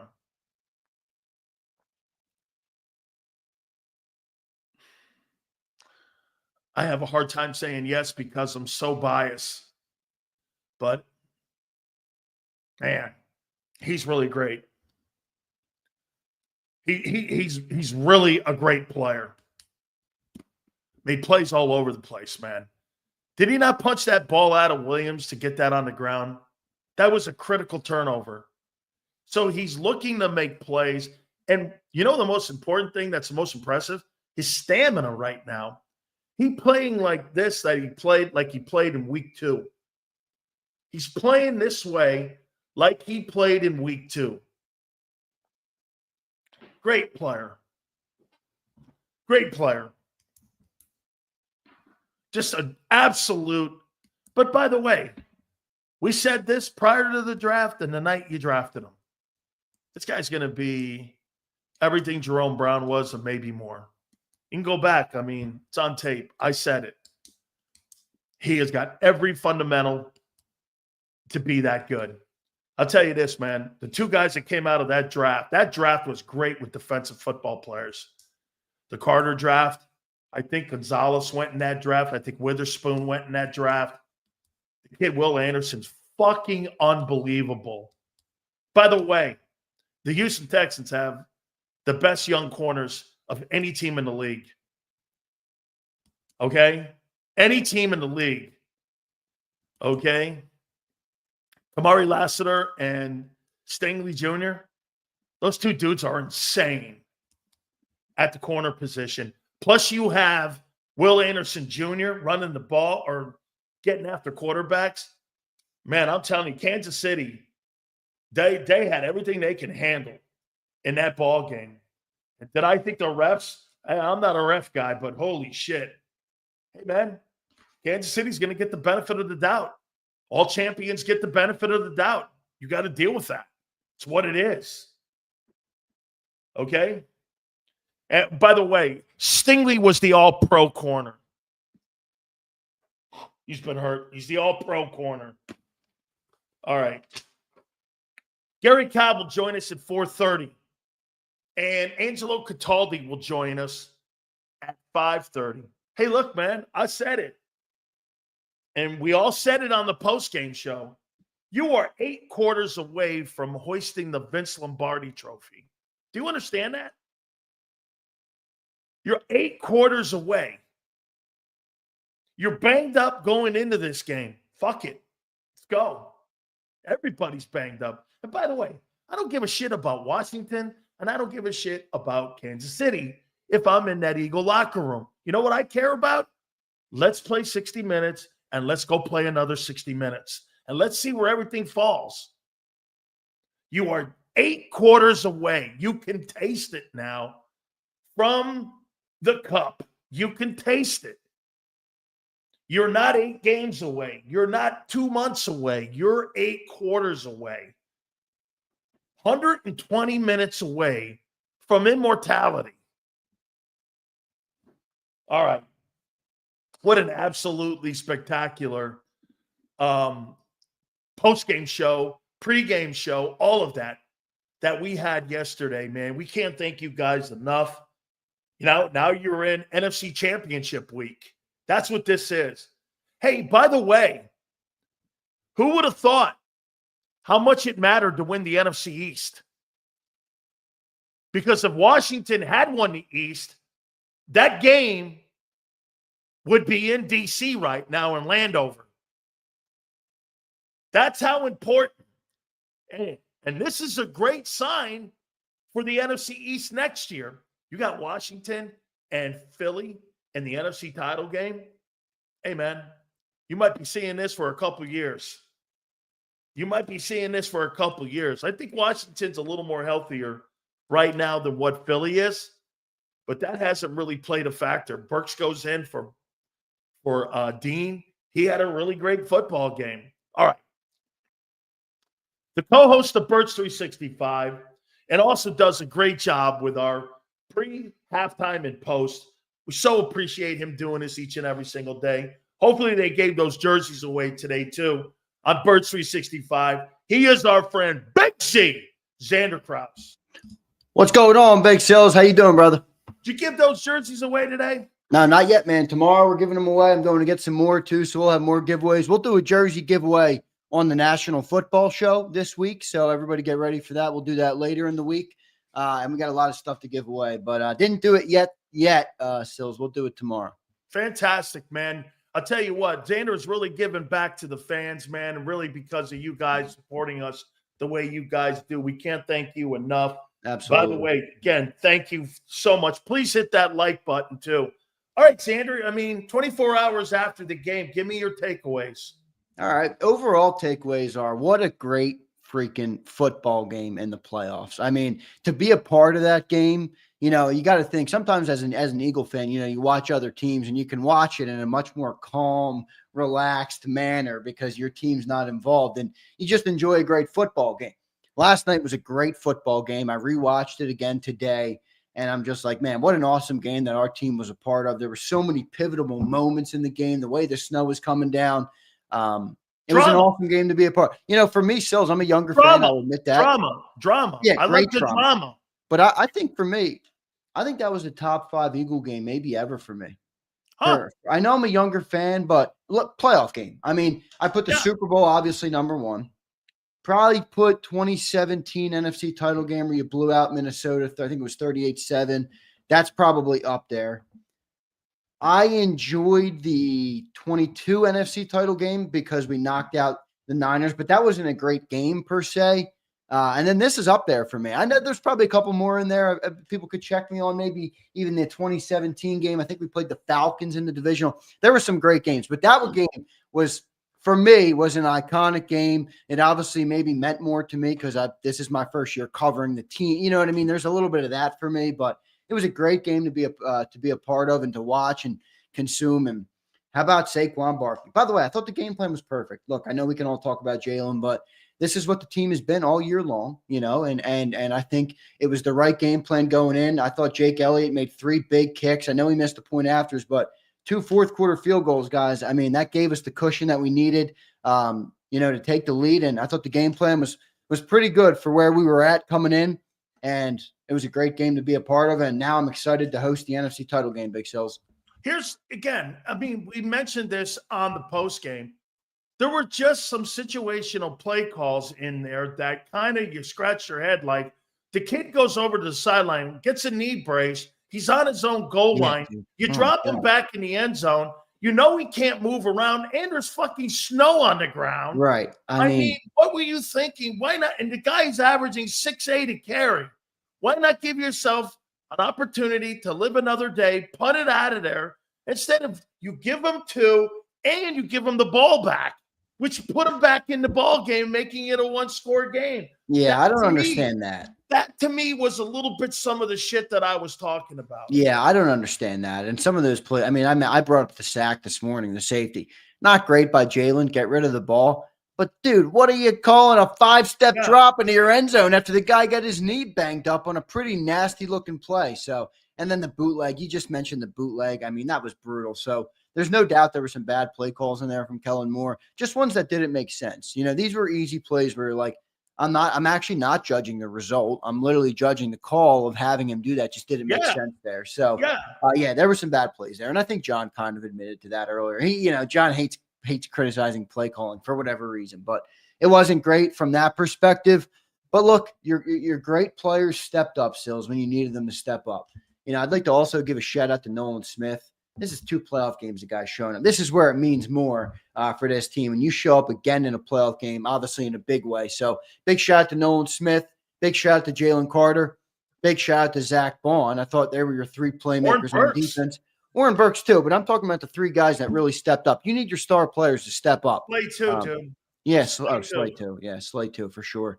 Great game by him. And then Saquon Barkley on the other side of the field, obviously, for offense. He was amazing again. 205 yards, 235 or whatever it was. I mean, this dude is great in the run game too. This dude is a cheat code, man. I don't understand. I mean, this dude is a human cheat code. Now, I will say, I feel great about everything, and I'm really excited to host an NFC title game. I'm a little concerned about Jalen Hurts' injury. All right. I mean, think about all the things that we've talked about. And so much of the reason this has worked to the tune of 16-3 is because Jalen Hurts is so elusive and can run the football. I mean, how about yesterday, guys? I mean, did Jalen have the best game passing? No. Do I agree with a lot of what Sileo said? Yes. Can I also factor in Jalen broke the game open with a 44-yard touchdown run? That's a meaningful play. And I think you gave me credit for that. That's a meaningful play. If you lose that in the title game, I don't love that. I do not love the feeling of that. Now, again, Steve Ike says nobody's stopping 2-6. You're probably right, man. You're probably right. But you take Jalen out in the running game, out to take the +1 out, I think that does change it up a little bit. So that's easily my biggest concern now coming out of that game. What did Saquon get in that last Washington game after Hurts went out? Because if Hurts can't run and he's not going to be able to run, that'll play a factor in the run and the stopping and putting the box of Bobby Wagner and Luvu up and moving them closer to the line of scrimmage. By the way, Luvu's an all-pro linebacker himself along with Wagner. So second team. So let me ask you this here. How many yards did he get? Did he get under 100? No, he ran the ball pretty well in that game. Yeah, he Okay. had 29 carries for 150. Now, I don't remember off the top of my head how many of them came after Hurts, but Hurts only played, what, 5-6 minutes? Yeah. So that most of those probably Jalen had came. 40 yards rushing in that game right out of the Yep, and then gate. got bounced. Correct. 3 carries for 41 yards. He only threw the ball 4 times, only completed 1 pass in that game. So Saquon Barkley ran it well. And you know what else is? He also ran it well in the next game without Jalen Hurts, where that Jalen Hurts missed in week 17. He also ran it well in that game. So maybe Saquon is our guy, and it doesn't matter if Jalen's not out there. Yeah, he had 31 carries for 167 in the week 17 game versus the Cowboys. Now you're playing the Cowboys, but still 41-7. We won that game, 167 yards, and Jalen was never on the field. So he still has been able to run without Jalen out there. But I do think in the playoffs, man, that stuff comes back and is so beneficial to have a quarterback that can escape like that. And that's definitely a little bit trouble moving forward if you're not going to have that with Jalen Hurts. Absolutely. I want to read this to you here. Yeah, a little breaking news, Big Sills. A little breaking news. Let's hear it. Looks like Ben Johnson to the Bears. I'll have to double check this, but I trust Leon in the chat. Yeah, Ben Johnson to the Bears. Yep. So will the Lions be able to sustain right now losing their best coordinator? You know who I would hire? I'd hire Doug Peterson as my offensive coordinator. Oh, it's a great idea for them. Geez, I'd hate to see that, but that would be good for them. I would go right at Doug Peterson and hire Doug Tell Peterson. him he can't bring freaking Press Taylor, though. I mean, come on, Doug. I love you, man. But stop calling on the Press Taylor sword. Yeah, man. I would hire Doug Peterson as my offensive coordinator in Detroit. Might even think about bringing in Frank if that's the case too, and being up there. I would look at those two guys because Golf does a lot of that same kind of shit there. So that's good. Ben Johnson to the Bears. You also weaken your division opponent by taking the OC out of the building. So that's a smart move. One of the very few smart moves by the brutal for Lions fans to lose him to a divisional opponent. Dude, that'd be like losing Vic Fangio to the Commanders or the Cowboys. It's not been a good 3 days for Lions fans. No, it has not. It has not at all. Okay, no doubt about it. That's not a way to go out. Let me read this to you here. And this was Ray Didinger on IP, and we're going to get Ray on next week, obviously. And he said that the Eagles may have to reevaluate the passing concepts. 27 dropbacks. Jalen Hurts got sacked 7 times. And the responsibility is twofold. The O-line didn't play as good as it's capable of. But either that, the quarterback, he's been holding onto the ball too long. He's that kind of guy. This is really a problem. You're seeing it now for sure. I really do think it might be time for Jalen, Nick, and Kellen to have a sit down and reevaluate the passing concepts. Then he goes into short passing concepts. And here's the last kicker here. The passing plays are just too slow to develop, and Jalen has not had much success throwing the ball down the field. My buddy, Reuben Frank, and by the way, I'm going to credit John McMullen for this instead, because John McMullen said this 4 months ago on Birds 365 about throwing the ball deep down the field. He said Jalen Hurts has 0 completions of 35 yards or more in the last 7 games. I think John was the first to address that. So again, you could say all you want about Sileo's bullshit. Now you got Ray Didinger saying it. What do you make of that? I think he's spot on. I don't think he's saying anything that we don't know. I mean, look, this is what the team is, and you're right about John, by the way. He's been calling this a risk-averse offense for a while, meaning they've almost taken away even the deep shots that they were taking earlier in the year. Ray's spot on. I mean, look, here's where I'm at, though, with it. I'm in a frame of mind right now, Sills, where I don't give a fuck. I'm not saying I don't give a fuck about it overall. No. But right here, right now, I just want to keep winning football games. That's the most important thing. It is playoff football. Anybody can win these games. Is it a fair concern?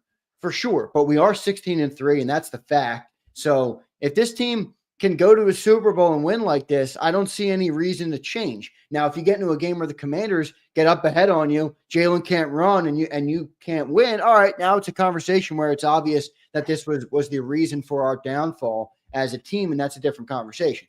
If you beat the Commanders and you're going into the Super Bowl, I mean, I love Ray Didinger. I will not speak bad about Ray Didinger. I don't care if he says something I egregiously disagree with. He's a great guy, and he's one of the best to ever, talk about football in this city. But they're not going to change anything now. No. I mean, Ray said go back to the drawing board. They're not going to go back to the drawing Not board now. now.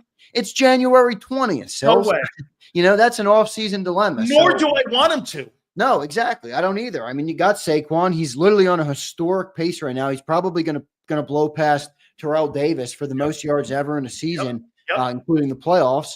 Keep riding him, man. And if it doesn't work, all right, we got to have a real come-to-Jesus conversation about everything, the way this offense is set up and getting more out of the talented guys you have on the roster.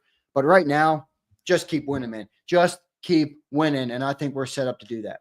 Now, here is the other part of this, because I asked John on the post-game show if he thought the Eagles were happy with this. He goes, no. He goes, by the way, in the offseason, they'll do everything they can to change this offense up to make it look or try to make it look like the way they wanted to.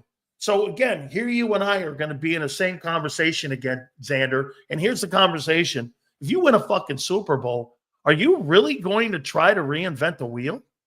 I would imagine that. I don't know if it would be a reinventing of the wheel, but would it be an evolution of the wheel where we've already had this run game established? We know we're going to be able to do that at will, basically. How can we get better?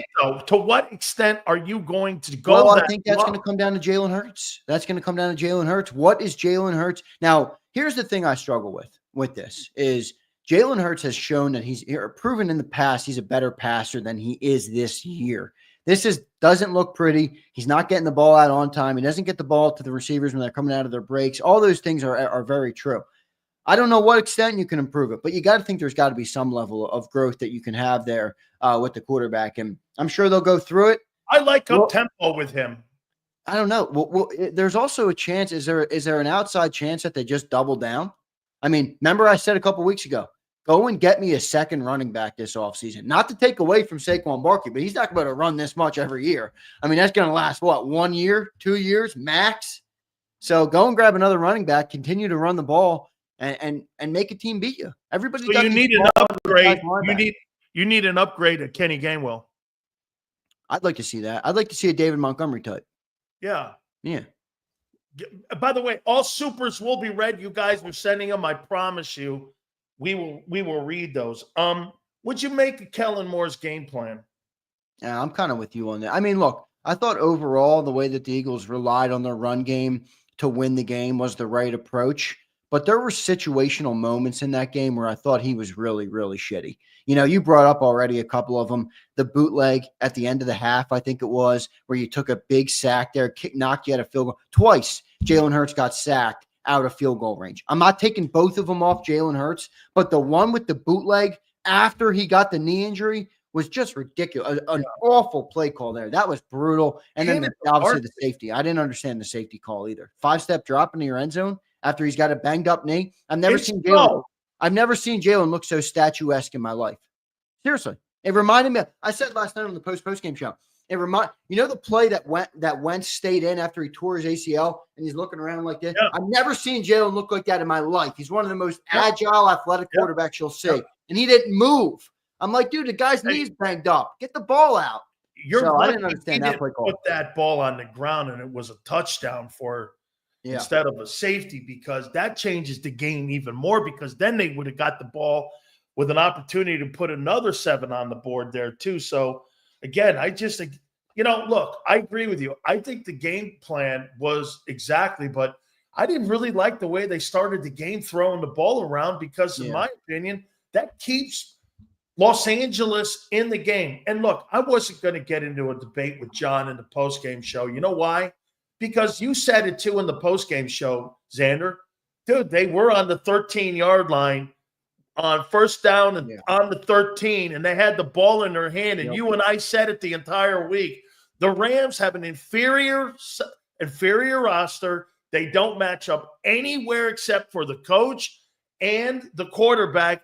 And there they had a shot to win the football game at the very end of the game. That's fucking coaching, dude. With an inferior, talented roster, you were in it. Why? I'll tell you why. 7 sacks. the safety in the end zone, and that kind of kept him in the game because, look, you had 285 yards in that ball game rushing the ball. How are you in that game, Xander, when you have 280, almost 300 yards rushing in that game, and the Rams had a shot to win it at the end of the game? Yeah, and that's where this offense doesn't quite have the margin for error that others do, where they get these big leads because they just move the ball crisply up the field. I think that's part of the reason. I think the 7 sacks, like you said, remember, 2 of those sacks brought you out of field goal range. Let's just say you hit those, that's 6 points on the board. You also had the A.J. Brown drop. I mean, look, I'm not saying Jalen was great in the game, I but think he's hurt. Yeah, that was a bad drop, man. That's a tough look. And by the way, that would have changed the narrative a little bit. Got to admit that. I'm not saying I'm not ready to play coulda, shoulda, woulda. I don't believe in that shit. But if A.J. Brown, a guy that catches everything, that was a great throw by Jalen. That was one of his great throws of the day, a perfect back shoulder throw to your best receiver, one of the best receivers in football, and he doesn't corral it. Like, that just sucks almost, and it wiped you, it knocked off many points, obviously, off the board. I think they only got 3 points on that possession. So a brutal drop there from A.J. Brown, which didn't help. 2 drops from A.J. Brown in the game after having none all year. So I didn't think that helped. But overall, I'd like to see him improve it. But, man, I'm at a point, Sales, where I just don't care right now. I want to see them win the game. You think he's distracted? Hurts? No. More. No. Okay. I don't either. I just don't want to use that as an excuse, man. Everybody's getting interviews right now. It's just a comment. It's not an excuse. I'm asking you what you think. I don't either. Yeah. I just, do you think that it's not ideal, but I'm not going to, again, if I'm going to say I'm not using it as an excuse, then I'm going to have to say, no, he's not distracted. Okay. What'd you make of Vic's game plan? Xander, let me beat you to it. That fucking guy has been just absolutely spectacular in the way he calls a defense, man. Yep. I mean, and then he just parachutes in Oren Burks. You're getting Nolan Smith playing. Slay's playing I think Slay right now might be playing better than he did in 22 at the end of the year in 22. Because remember, I thought he kind of fell down a little bit towards he got to the Super Bowl. I think he's up this game. The last 3 weeks, he looks a lot better. Man, Vic is just really a great play calling defensive coordinator. And if he wins the Super Bowl, it'll be justice for him on how good a coach he is. He really is one of the better coordinators Philadelphia has ever had. Yep, no doubt about it, man. What he's done is unbelievable. I told you, I showed you, I got the Zach Bond jersey we're giving away because he keeps playing great. Vic's been unbelievable, man. And I thought the game plan was good. I know Stafford had a lot of yards. He had a lot of them late. That's the one knock I have on Vic right now is why, when you get a lead, do you change what you did all game that worked so well and then allow Stafford to march down the field? Now, I'm going to tip my cap to some Stafford. Because you go to prevent. Right. Why though? Why not just stick with what works there? And if they beat you, okay, you live and die with that result. But then you just go and prevent and let them march down the field. That was the fastest touchdown they had. I mean, all day, that Parkinson touchdown late, and it gave him a chance in the game. I don't know. That's the one knock I'd have on him. But other than that, man, an amazing year for him. I think he should be the assistant of the year. I really do. Yeah. Yes, all of that. I mean, I hate when teams go to prevent because it takes you out of your scheme and all the things that you had done to keep them, but you're so worried about giving up the big play. Yeah. You end up giving up the touchdown anyway. You know what I'm saying? Yeah, the only reason I hated it, it's one thing if that was your method for being the number 1 overall defense, but the change into that after having such great success and then giving up an easy touchdown right there, that's the part of it I don't like. Are you concerned about all the injuries going into this game? Well, I'll tell you this. I think it might have been you that said this on the postgame show. I think the Commanders might be more healthy coming into the game. Yep. And you don't have a lot of players missing for the Birds, but Jalen Hurts is banged up. Quinyon Mitchell's going to be banged up. Darius Slay's banged up. He's hanging in, but he's a little banged up. Obviously, you lost Nakobe Dean. Now you have no Brandon Graham. A.J. Brown is banged up. Like, there's a lot, and those are good players. Jalen Hurts and A.J. Brown on your offense. I mean, you got good players here that are hurt, banged up a little bit. So I wonder what type of an impact, but Flexen brings it up in the chat. They lost Sam Sam Cosmi, I think his name their is. offensive guard. He's their best offensive line. I mean, Jalen Yep. Carter might feast on these guys. Now, the one thing is Jaden Daniels is not Matthew Stafford. He will get out of the pocket and run away from Jalen Carter, and he will do it relatively easily like he has done all year. He's not an easy guy to tackle. Kind of reminds me of 22 Hurts, where dudes just like couldn't get him down. Jaden Daniels is fucking hard to get down, man. He is not one of those dudes where you just get through the offensive line and he's sitting there like like a statue, ready to be hit. So got to watch out for that, man. I tell you what, I'll say this too. I feel great about the game, and I'm pretty damn sure that a rookie quarterback is not going to come into the link and beat us on an NFC title game. But holy shit, Eagles fans are sleeping on that. I was the one sleeping on him a little earlier in the year. This guy, he might be the hottest quarterback left in the playoffs. Not saying he's the best, but he's red hot right now, playing his best football of the year, and they're playing their best football of the year, the team. You know when I was sold on him? When we had Herm on in the preseason, and Herm was telling me saying about this kid was going to be good since the draft. He was like, you watch, this kid is going to be sensational. That's why I went with them winning the East, because I believe they had the coaching, and I believe that Adam Peters was turning that franchise and roster around. Like I said, they got $100 million in salary cap space next year. They got 10 draft picks. I'm telling you something. Washington is coming, man. Washington is coming.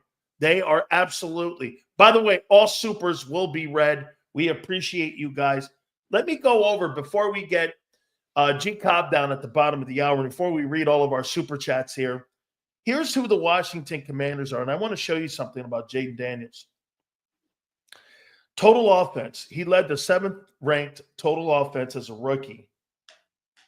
Passing. He's 5th in the NFL, and he's 3rd right now in the postseason in passing. Do you know that the Commanders ended up the regular season the 3rd best rushing team in pro football? I can't believe that. They must have got that kid Robinson going. They must have got all those guys. Robinson's been good for them. Brian Robinson. He's been pretty good for them. And you know who else is? And this is the Jaden Daniels effect. Austin Eckler's been an impact for them. I mean, they're getting impact out of Olamide Zaccheaus. I mean, all the Diami Brown, they're getting a lot of impact. He does spread that ball around, and that's pretty crazy. I didn't realize they were the 3rd rushing offense in the league. How about this? Look at Behind this. who? Eagles and Lions? Yeah, no, Eagles and Ravens. Eagles and Ravens, though. And passing, they're 6th. Rushing, they're 3rd. Scoring, they're 5th. Red zone, they're 5th. 3rd down, they're 6th. Dude, this kid has had maybe the greatest year of any rookie quarterback, and now he's in the NFC title game? That's fucking crazy. Yeah. And you're going against the 8th ranked here's the defense. The Eagles are number 1 in total defense. They're number 1 in pass defense. They're 10th in rushing defense. They're 2nd in scoring defense. They're 5th in red zone, and they're 3rd in 3rd down. Dude, that's a heck of a matchup. The Eagle defense versus the red-hot Commander offense. Who's healthier? I mean, you lose Dean. You're injured a little bit there at the Slay didn't get banged up in that game. Who got – Dean's out on that side of the ball. Quinyon now. I mean, you're going to have Dean and Quinyon now. Quinyon, too, you're going to potentially have to rotate depending on what health he has. And again, Xander, got to tell you, I didn't realize this also. They're 3rd in pass defense in the NFL. Now they're 29th, but they've gotten better in run defense. In my opinion, it's a perfect formula for what you guys have done. Run the fucker, run it. Now here's the big one here. If Hurts can't run the ball, do you get to the line of scrimmage and do you load the box and then you ask him to beat you? Because isn't that the only way to Commanders? Because the Commanders can move the ball in the air and on the ground. See, here's the one fear with this. So even when teams have stacked the box, Saquon Barkley has had a 50-plus yard touchdown run versus both 8 men in the box and 9 men in the box. That's great. You know how that works, though. That only works when Jalen Hurts is the threat. That's right. So if Jalen Hurts is not the threat and teams stack the box, they will be more successful. Stacking the box has not been the cure-all for teams. They haven't quite been able to stop the home run ability of Saquon Barkley. Once he gets past that second level, you're done. That's what he showed you again last night. So if you don't have Jalen running it, I think it does completely change it. I don't know how much. I mean, I'm not going to, I watched Saquon run for 160 without Jalen even in the game. So maybe he's able to do it, but isn't the game plan simple then if you're the command? Like I said this morning on Birds, if I'm the Commanders, even if Jalen is perfectly healthy, you're not going to know that. I'm coming in with the approach Jalen can't run, stack the box, and contain him. I almost don't even want to pass rush him because every time you pass rush him, you give him the middle of the field. That's right. Contain him on the edge. Like that's the Commander's game plan. And if he's forced to beat you in the pocket, that's going to look a little bit different. But again, then they'd have to stop Saquon. So I don't know how that would work. Here's the difference though with the Commanders versus the Rams. Dude, they got Bobby Wagner and they got Bobby Wagner. How about Bobby Wagner talking shit on golf and it came true? And Frankie Louvu. Don't leave that guy out. Frankie Louvu in there. So the middle of the field is going to be a little tougher, and you can have a deeper zone if you want to play too high because of those two linebackers who made second team All-Pro. I mean, dude, they got a good group there, man. I mean, and here's what I'll say about Frankie Louvu, because many people hate Frankie Louvu, and I understand it. All right, he's a little bit of a headhunter, and I'm not here to make this comment to debate you about him being a headhunter or a scumbag or any of those other things, okay? You can have that opinion. That's perfectly fine. I'm here to tell you that as analyzing the game, he's a game-changing player. Yeah. He makes big hits that alter outcomes of games. Again, you might not like him. You might think he's a scum. You might think he's a headhunter, and all of those things might be true. But what's also true is that he has the ability to turn a game on its head. He already did it in the second game that we played the Commanders this year. He knocked Jalen Hurts out of the game. The guy is a physical freak. He knocked the hell out of Jared Goff in that NFC divisional game. This guy, look, if I'm the offensive line, I'm getting a guy on that. I'm getting a body on that guy, trying to get a body on him every freaking play because that dude will knock somebody out of a game and he will be unapologetic about it. Again, you might not like him, but that's the reality of what he can do to a game. I didn't think it was a dirty hit at all. I thought it was a football. Oh, on Goff, I didn't either. That was just the Goff was trying to get in there. And no, I didn't think the hit on Hurts too was a dirty hit. Oh, I didn't really find that one too dirty either, but you know how people get, No doubt. Here, Jeff McClain, Sirianni on the injury to Hurts and also Quinyon Mitchell.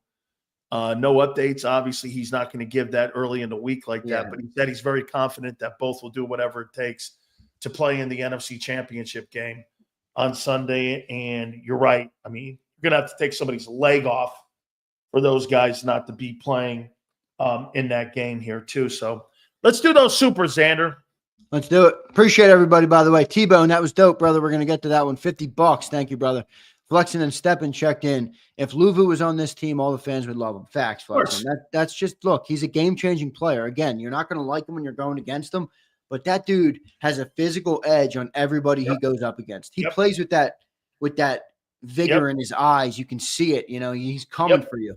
Ramir checks in. The Bills prove they can win without good QB play too. Yeah, but that's not been their MO, Ramir. That's the problem with this conversation. You're pulling one game out where this has been the Eagles' MO, which is fine, all right? But it's a different conversation. To say that these two quarterbacks are the same is just, I think, grossly negligent. I think it's stupid. I don't understand how it makes sense. Hey, and you know what's even crazier? I made the point. Only Kelsey, if you took the other three rosters, could you have one guy on the skill set, wide receivers, tight end, and running back, could you have start in the Eagle offense? All the rest of these guys, the Chiefs, the Bills, and the Commanders, nobody from any one of those teams could start in Philly. Stop with that, man. Those other teams are led by their quarterback. You're led by Barkley. I mean, I don't think there's one. Why do people have such a problem with that? Wait, but to further your point, and I think just to add to the conversation, so people understand that the difference here, I don't think there's one starter on the Bills offense who would be a starter on the Eagles offense outside of Josh Allen. Correct. There's not one. Not one offensive lineman, and not the running back, and not one receiver. Not one. Not the tight end either. I mean, come on. Josh Allen's a different beast. All right. I'm not trying to take away from Jalen here or knock Jalen, but that's just the brutal truth. The Lord's grace. Everything that Magic Johnson touches He wins does. championships. The hockey team, the baseball team, him playing in the NBA. Now the Redskins look great. He's right. Hey, dude, do you want to hear something? He could have a World Series ring this year, and he could have a Super Bowl. I'm not saying they're going to get there. I don't believe it, but he could potentially have a Super Bowl ring and a baseball championship ring this year because he's part owner of the Dodgers. Right. Crazy. T-Bone with $50. Thank you, T. Appreciate you, brother. Thank you, T. Excuse me. Good win, but sloppy D in offense the last 6 minutes. Screaming at T-Bone. Took me 30 minutes on the postgame show, bro, to calm down. My heart was racing.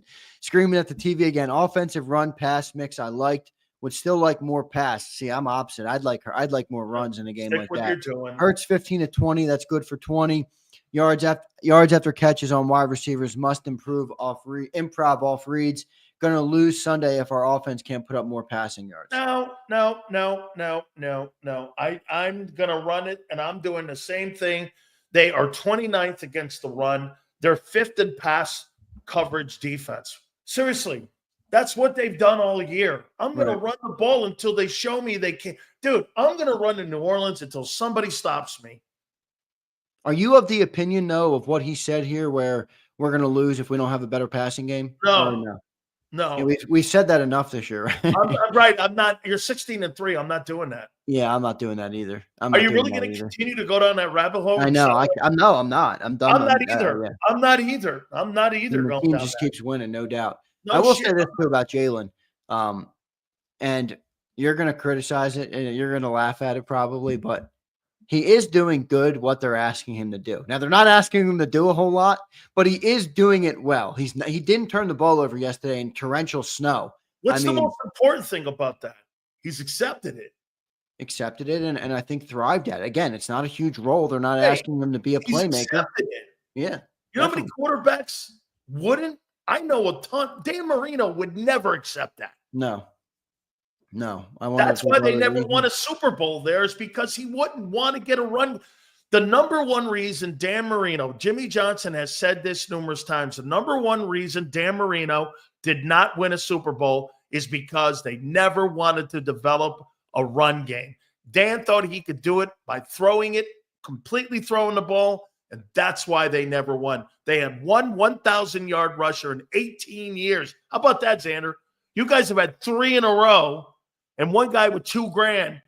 They had one 1,000-yard rusher, and his name, by the way, it's really weird, Kareem Abdul-Jabbar. He also was from UCLA. How crazy is that? Yeah, really weird. Really weird. All right, here we go. Next super chat. T-Bone, big thanks, brother. $50. That means a lot. Thank you, brother. Man. Really cool. Eric Lucetta checks in. Dennis Allen, Chicago's new defensive coordinator. Did they already hire DC too? Wow, that would be a really great hire. Yeah, he's a good defensive guy. He is brought up there. You would have 2 former head coaches, or one head coach, former head coach, Raiders and Saints, and he would be your D coordinator. Nobody's ever said – Tom Brady has said it numerous times. Dennis Allen's defenses gave him so many issues when he was in Tampa. I mean, Dennis Allen's a good defensive play caller. He's a really good coordinator, man. That would be a great hire. Lord's Grace checks in. Dallas fans have been proven wrong for the first time. Kellen going to the NFC Championship game. And if he wins the Super Bowl, Jerry Jones will scream. Same on the other side, Lord's Grace. Dan Quinn also came from Dallas, is out of the room in an NFC title game. So not looking good for Dallas right now. Coaches are leaving there and having more success. Wait a minute. So let me get this right. So last year's Cowboy coordinator is the head coach of Washington. And this year's offensive coordinator, the Eagles, who was fired in Dallas, is now the offensive coordinator in Philly. So both Cowboy coaches are in the NFC title game. How do you think so he had both those guys in the room 2 years ago? How was he? Dan Quinn was there last year, right? Yeah. And Kellen was there 2 years ago. He's been there 3 years. Yeah. He was there 2 years, I think it was. And Kellen and him were in the building. Yeah, now they didn't fire Dan Quinn. They did fire Kellen, but they didn't fire Dan Quinn, but still. Cal checks in. Sean Hockley is going to referee the Eagles game. We are 6-0 in games with Sean refereeing. Great. I don't really care about that. I don't know names of refs. Yeah, I don't know. Sean. That's not in my breakdown, dude. Who's reffing? I don't know him either. Eduardo Reza, do the Skins have any injuries going into Philly? They think they're good. They got Guard. what's that? Their top offensive lineman is banged up. Yeah, the Sam Cosmi who tore his ACL Yeah.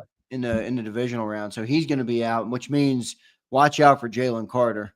Khaled checks in. Yo, Xander, you see the NFL films of Barkley running through the snow? It brings back old school vibe. I did see that. Did you see that? Yeah, They got let me like this say this to you, music though, on there. man.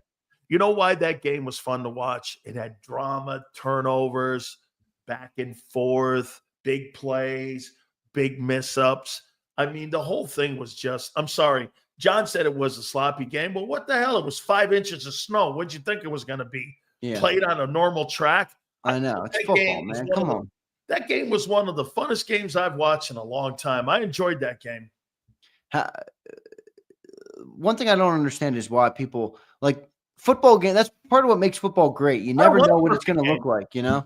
I don't want Eduardo checks in. I think, we got that one. Did we get this one? Cowboys fans thought Mozzie would be better. Yeah, Jerry Jones said Mozzie would be better than Reggie White. All right, here we go. Ramir checks in. Nobody is saying that. I'm just saying they won a playoff game against the Ravens with bad QB play. It was not bad QB play. Not saying Hurts is better, but they did it too. Well, what was Josh Allen in that game? Took a sack, 127 yards, and I think their defense was really the story in that game against Baltimore. Yeah, which is impressive. Yeah, which to me, because they lost a ton of money on players on that side. It was more the turnovers that they forced the Ravens into, and their defense really had. And he did have 2 rushing touchdowns too, right, Josh Allen? Yeah, he had 2 rushing touchdowns. Yeah, so Jalen had 1. But at the end of the day, I mean, Anthony's right. Their defense was really outstanding in that game. It was the best Sean McDermott performance against the Ravens that I've seen in quite a bit of time. They really played well. Good stuff. VJ checked in with a member for 1 month. VJ, thanks. Josh Allen is overrated and will lose to Mahomes again. He's the Caucasian dad. I wouldn't say that. Puts a good show on, but no clutch gene. Eagles, all that. F Washington. No debate. I mean, brother, I've never seen Dak Prescott have a good playoff game like I've seen Josh Allen. I'm sick of this debate here with anytime there's a conversation, Allen and Hurts. I mean, dude, does anybody in Philly believe this? If you drafted Jalen Hurts or Josh Allen, you would take Jalen Hurts over Josh Allen? You're high. You're fucking high. I don't think anybody would honestly say that. You'd be shocked in here. You're telling me there's people that if you had a draft and you could choose anybody in the world to be your quarterback, they would take Jalen Hurts over Josh Allen? Why? Oh, yeah. Ask Eagle fans. Ask Eagle fans that question. Why is that hard to admit? That's what I don't get sometimes about fans. Like, why? That's not hard to admit at all. The guy's I think he's the best football player on planet Earth right now. I mean, come on, man. Come on. Our quarterback right now, guys. I love this team, and we have got a great chance to win a Super Bowl. But we are not a quarterback-driven football team. That's okay. It's a team sport. That's okay. It's a team sport. Don't do that. Don't say that. Man. I mean, that's just egregious to say that. Oh, yeah, I'll take Jalen Hurts over Josh Allen? Yes. What? Yes. Josh Allen is the super Jalen Hurts. That's what he is. He unbelievable mobility. He's 6'5", so he can see over all the whole offensive line. He can read the entire defense. Never misses games. Around, and he's got a cannon for an arm. I mean, what the fuck are we talking about here? And he never misses games. He's missed one game. What? Yeah, but Twiz, that wasn't the question, Twiz. It wasn't would I rather have the Bills or the Eagles. It was Josh Allen or Jalen Hurts. Put Josh Allen on the Eagles roster, Twiz. You think we're better now or better with Jalen? That's the question. It's not what is Allen won. Are the Eagles better with Jalen Hurts or Josh Allen? Answer that question for me. Don't do that to these people, man. I'm not trying to start anything. They won't answer. They will not answer that. I think it's a common sense thing. T-Bone checks in again. Thank you, T-Bone. Got to push back a little. Pass game is more about wide receiver yards after catch than passing attempts. Yes, Marino had no running game. All I'm saying is playing our style of football, 85-15 right now, run pass, and we lost the commies. Wide receiver yards after catch is main problem. Dude, Jalen's not throwing the ball to them when they're getting out of their breaks. If you get the ball to a guy 2 seconds late in the NFL world, that costs you 10 yards. You're not getting yards after the catch if the ball's not on time. Let me give you something that will make everybody understand something about pocket presence when it comes to certain players and it comes to people that, again, when we're talking about Jalen here. Now, I want everyone to understand something here. Understand what I'm saying when I make this comment. So Josh Allen this year had, and this was brought up, I think, on Sal Palantonio. He had 490 passing attempts this year, and he took 14 sacks. Jalen Hurts this year in 15 ball games, I believe, if I'm not mistaken, took 38 sacks this year in only 360 attempts.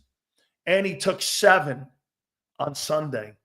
The pocket presence that Hurts has compared to Allen in the pocket is night and day. Yeah, we don't listen. You're right. We don't need to get into this because people are going to go. It's irrelevant. People are going to go. It's an irrelevant conversation. And again, we don't need to go into it. But I will say this to your point. All right, about Jalen Hurts yesterday. Okay, it's a little bit boom or bust right now, just in terms of here's the stats. You know, you talk about versus the blitz.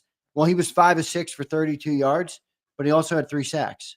So you know what I mean. You take 3 sacks against the blitz on third down, 3 of 4, but again. Also 3 sacks. Second half, 6 of 8, 3 sacks in the second half. So, I mean, there's a little bit of context there where the blitz he's been great against, but if he holds onto that ball for a split second too long, it seems to result in a sack every time. I wonder how much that knee injury is going to be a factor in that game, in the NFC title game, too. Look at this guy crying about me. You're a lame-ass Eagle fan. Well, good thing I don't need you to tell me how to be a fan. You know what's funny? Hey, Bleeding Green. He just glazed all over your football team that you can win the Super Bowl. For 40 fucking minutes. And he just went on to it. You heard 2 seconds of what he said, and you indicted him on it. What a dick. Well, I don't care if he was in. If you're going to indict me for picking the league MVP over Jay, I mean, come on.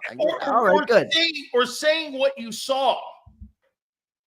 That's all you're doing. What's this? This is what you. Let me tell you something. Eagle fans today hate my takeaway. Your defense was insane again.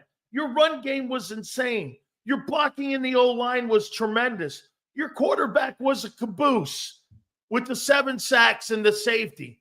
You're so good of a roster, you may run yourself to the title. They hate that. Zeal says the guys are great. What do you expect? I don't know what I expected, Zeal. I really don't. I don't know what I expected. Yo, can I ask you a question? Sure. Does it feel like people are slightly sleeping on the Commanders coming in next week? Yes. Because I feel like I feel great about the game. I do feel like we're going to win. I don't think they have a chance in hell of winning again in Philly. But did you think they had a chance to beat Detroit? I didn't, and they did that, and they also dropped 45. No. They didn't beat them. They beat them up. They beat them 41. Yeah, they put 41 destroyed them. up. They destroyed them. Yeah. I just think they got nothing to lose. I mean, they've already so far exceeded their expectations. I think Jaden Daniels is probably maybe the hottest quarterback left in the NFL with the way he's playing right now. Yep. The team's Dan Quinn's coaching aggressive as hell. They beat him by 14, Xander. Yeah, I don't know. I'm just saying this is a good team. People, Jeff Kerr was like, "Oh, well, the hardest matchup for the Eagles was going to be the wild card," and I'm like, I don't really think so. Not anymore. If you told me that in week 1 or in the beginning of the playoffs, maybe I would have said it'd be a gift to get Commanders. But they're red hot right now. They're playing good football, and I think that nothing to lose attitude is prevalent in the way they play. They're coming out there confident, and they're gunslinging it. So I don't know. We'll see how it plays out. Absolutely, man. By the way, Gary Cobb, did you send a link to him, brother? Gary Cobb? Yeah, I got him. Yep. 30. Great. Philadelphia checks in, and he says, be careful what you wish for. If Josh Allen was on this team, some of the things won't be the same. It's going to be a pass-heavy team. See, they're not really, though. They're not really that pass-heavy of a team. Josh Allen had 3,800 yards passing this year. Yeah, that's a miss. They're not really and he obviously doesn't have an offensive line like we do, or a running back like we do. So or receivers. Yeah, it's not the perfect scenario. I don't think you can say that we just become pass happy. That's not true. Why can't they be just accepting of the fact that there's a really great roster around the quarterback, and that the quarterback doesn't have to fucking do that much? Yeah, I don't know why. Xander, you're my homie, but you're glazing the Commanders too much. No, I don't want to go to sleep on him here. You know, I don't know. I think it's gonna be a good matchup. Look, we always Hey, you were right. The Rams game was close. Yeah, I know. I put that out. I had a bunch of dudes. Where's my optimistic Aussie who commented on my Instagram? That's an egregious score, Big Z. The Rams we're gonna blow this Rams team out. They're not scoring points on this day. Yeah, it was a one-score game, as predicted by Big Z. All right, Anton, sit down and shut up. All right. It was a one-score football game. Yes, it was in there, man. So we're going to know more about I think these injuries are going to be something to keep an eye on here and this is why it's so awesome that we have John, because John's going to be hanging around the facility and he's going to be able to tell us a little bit more what's going on here with this, Xander. So I'm looking forward to what John's going to say, because I think the injury to Quinyon Mitchell, I think that's going to be important. And I also think that the injury to Hurts in the run game could also be a factor on Sunday. I'm not saying remember what you said too, Xander? You said this. The Rams needed something to negate all the talent in Philly. You know what the Commanders may have to negate some of the Eagle talent? Injuries, banged up. And do we know what the weather's going to be like on Sunday? It looks good. It looks like clear skies. I'll give you the report right now from my phone. Sunday, it's showing a cloud, so cloudy and 39. Saturday is going to be sunny, but it does show us right now. It shows maybe a slight chance of snow on Monday, so maybe that moves. We'll see how the forecast changes throughout the week. Fantastic. Great stuff, Xander. By the way, we got one more super here. Let's read T-Bone's, and he dropped another 20. T-Bone, thanks for your support today, brother. Appreciate it. You're the man. We agree. Jalen can't read D's, holds ball too long, but I've been eyeing wide receivers and they run their pattern and then stop and watch rather than run to the open area. Jalen needs to swing out right or left after 3 seconds and look to run or pass. But he's not an anticipation thrower, man. He throws the spots. That's who he is. That ball's not going to be there like Stafford. He's not going to turn in the ball. Hey, Stafford didn't have a problem throwing the ball in the snow. He threw it for 328 yards and 2 touchdowns. That's what an elite quarterback does, son. Look, this is spoken like a man who's been shoveling for hours. Please, no more effing snow. You must have been outside all day. I was outside shoveling today, too. Hey, we got a couple more supers in here before they're flying in. Thanks, everybody. Fly Eagle says, terrible takes, both of you. Play calling is big. Look at 22 Hurts with the right play calling. Allen has had stability with coaching in his career. Well, play calling could be better. I do agree with that, but you're still going back to a different style. Your play caller's 16-3. Quarterback is too, but I hear you. Yeah. T-Bone says, commies have improved greatly. We lose Sunday due to not enough points scored. It's both wide receiver and QB problem. I agree, except that we're going to win Sunday. I don't think the commies are going to win. Oh, I think they're going to score. Oh, they're going to score. I said win. They're not going to win. Oh, no. I don't know. I can't see it either. I mean, then again, man, that fucking Detroit game stunned the shit out of me. They beat them up there. I mean, you beat them up so bad the head coach was crying. Holy shit. How's the weather? Cal, we just gave you it, brother. You might have sent that after. So we just gave you it. Looks like it's going to be clear skies on Sunday. All right. All right, Sills. All right, man. Great stuff. The giveaways, guys, make sure you check out. You never know when the giveaways are going to be handed out by Xander on Birds 365. He said we're going to have a little bit there too, so we appreciate that. Xander, great stuff, brother, man. We've had an iconic. So one more thing. There's talk I can acquire another Jerome Brown jersey. Oh my God. That would be sent to Sileo. So maybe we can make that happen. I'm supposed to see my guy on Tuesday. So I'm working on another Jerome Brown. Get some Eagle merch over there in that Sileo studio. I will wear an Eagle uniform on this show.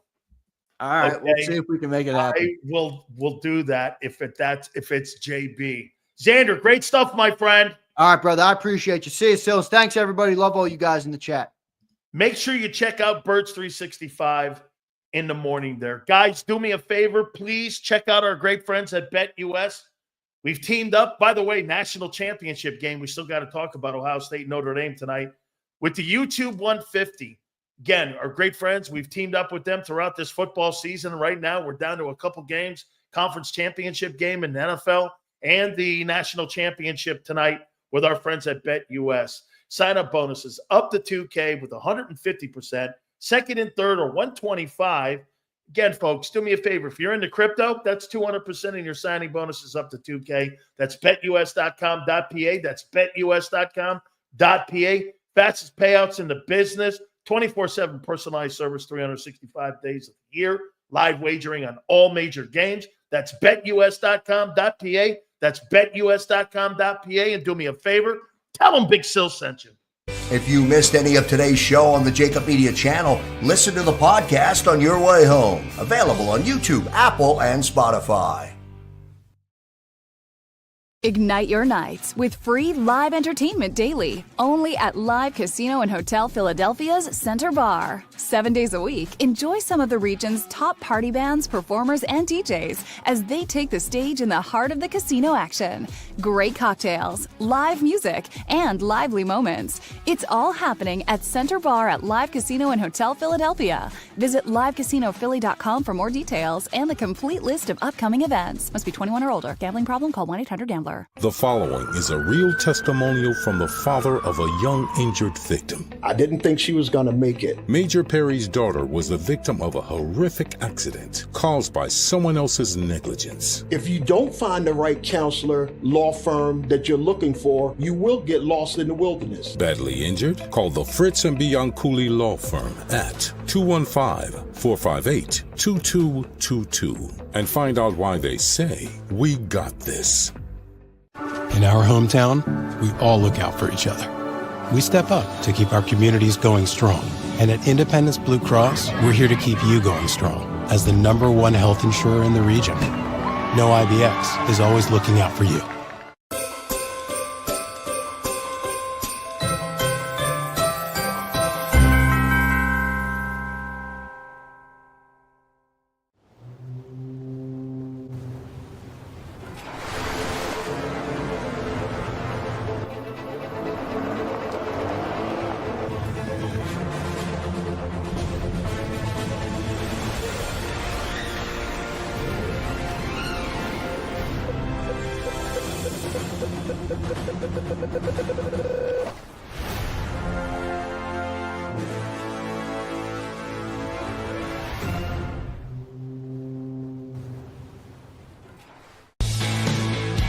We noticed that there was mold creeping into our basement about a year and a half ago, and wanted to make sure that we were getting rid of the problem permanently. We actually reached out to several different contractors to get it resolved, and actually 2 of them recommended DryTech to us as a long-term solution. Other than the noise factor, we wouldn't even know that there was work being done on the basement level. It's really been a clean process for us. Score and save this football season on your car insurance. Before the next game, save up to 40% on your auto insurance policy. That's right, 40% savings. Call an audible this season and contact the Del Val Insurance Group. They're an advocate for you, not an insurance company. That means they'll get you the right coverage and save you up to 40%. Call managing partners Fran or Jim of Del Val Insurance, 215-354-0122, or score and save at dvigi.com. dvigi.com. EAGLES, Eagles.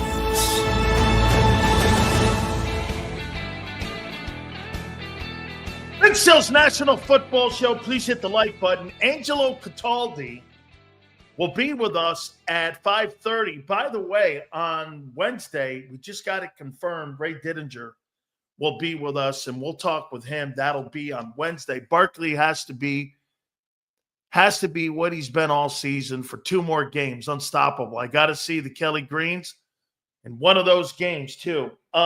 Look, I'll say it one more time. I don't know what you guys saw, but here's what I saw in that game Sunday. And we're going to get G Cobb here and get a sense of what he saw. Defense was sensational. You ran the ball. Some spotty play calling. Like I said, why are you with a guy who just went to the sidelines, putting a knee brace on him, dropping the ball back on the goal line in the snow, and the guy gets a sack in the end zone? Some of the situational play calling and in the passing game were a little bit, again, some of the negatives, but there's no negatives. You're in the NFC title game. You're 16-3. The quarterback took 7 sacks and a safety. That's how good you are. No team in the league that's alive right now can sustain that. That's a testament to you. Yet people look at that and go, you're talking shit on Hurts. How am I talking shit on a 16-3 team in the NFC title game? Let's get JAKIB's thoughts on this because, again, I think it's more of a testament to what we're seeing. Let's get Gary Cobb up here now from Fox 29. JAKIB, I appreciate it. How about this number here, Gary? Second time in 3 years they're in the NFC title game. Third time in 7 years they're now in the NFC championship game. It's a pretty nice little run here. Now they got to cross the finish line. You put 2 Super Bowls inside of 7 years. That's quite a job there for that organization if they're able to do it. Can they do it playing the type of football they're doing now in the conference title game and obviously either against Allen or Mahomes in the Super Bowl? Well, they're clearly going to have a chance. I mean, they've got a chance because of the way the defense has been playing. There's certain strengths that they have.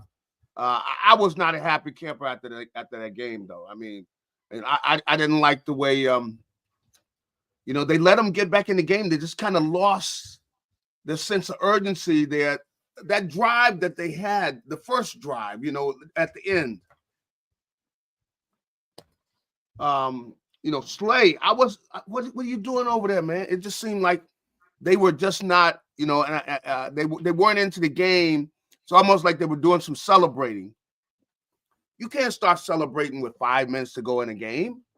Come on, you can't start celebrating that, and I wasn't happy. Like a veteran like Slay, I'm going, dude, because they were throwing his side for whatever reason. They were going after him. Come on. He knows these guys, and for whatever reason, it just seemed like guys start celebrating before the game was over. And that type of thing, man, you can't tolerate that. How could you do that in a game that big? 0-0-0, you do not turn it off until 0-0-0 is on the clock.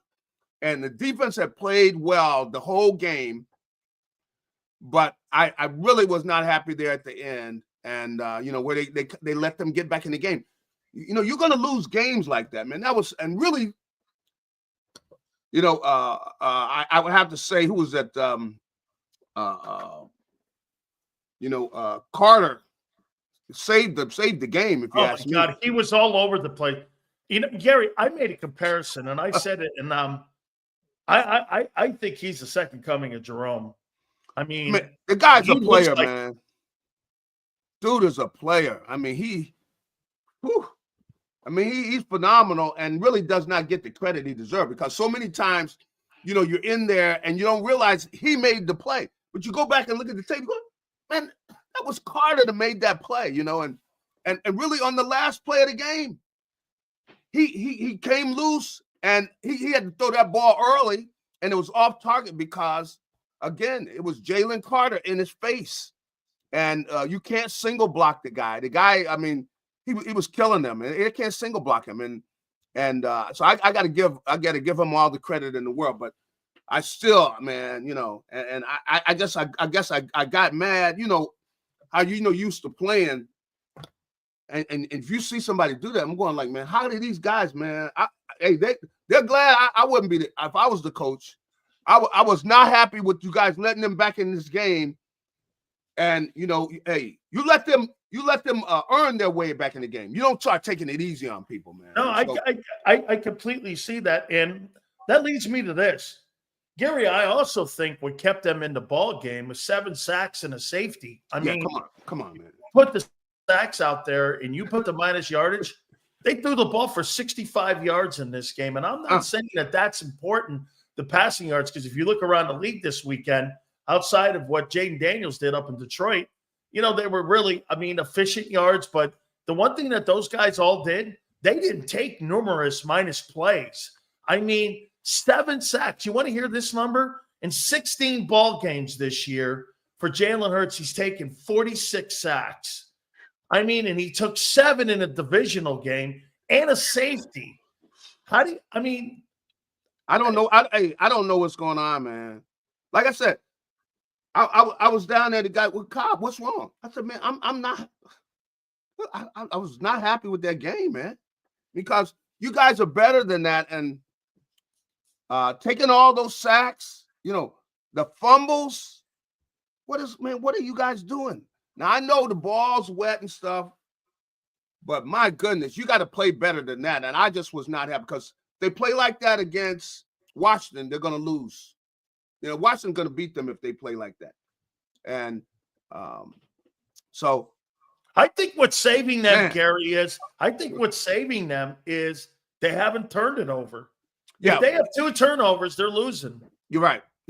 Now, and so that's from that standpoint, that is the part of it that I know this is the way Jalen, his head is thinking. That's what he's thinking, which is, I'm going to take care of the football. I am not letting it go unless I'm sure the guy's open. I'm not throwing a pick. I'm not throwing any picks. And that's why, and I think he's gotten to the point where it's just like being a scar. After the game with Mike Quick, we were standing there talking, and Quick was saying that, and because he was saying how, of course, he's been around quarterbacks, and that once that guy gets, he's not sure about letting that ball go, and that's where Jalen is, and he's taking it overboard, though. I mean, you got to give your guys a chance. Sometimes, if AJ's 1-on-1, and you're putting the ball up, this is when between you and the receivers, basically, look, man, if I give you a chance, now you better not let him catch it. Now, if you don't catch it, that's one thing, but you can't let him catch it. And so I think he's just really, since the beginning of the season, he's really gotten scarred about throwing picks. So he's not going to throw a pick. And when you really sit back and look at it, with as many games as they have won playing this style, yeah, I say, well, continue, man. Do not throw any picks, because that's the way they continue to win. And their defense, makes plays, and hopefully they can make enough plays, to get some doubles. How about what Ray Didinger said today on WIP? He goes, in the last 7 games, Hurts hasn't had a completion north of 35 yards in the last 7 games. I mean, they're not looking to make the high turnover attempt, are they, any longer?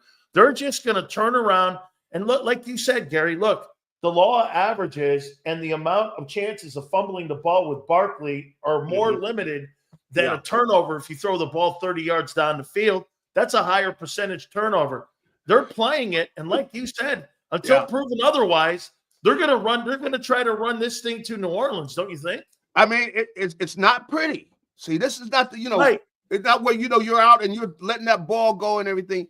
This is the style, and it definitely is Nick. See, it's Nick in his ear too. That look, take care of the football. It might not be pretty when we get out of it, but we keep putting up W's, and how can you argue with that? Now, no, you can say, "Hey, man, I don't like the look." Do you like winning?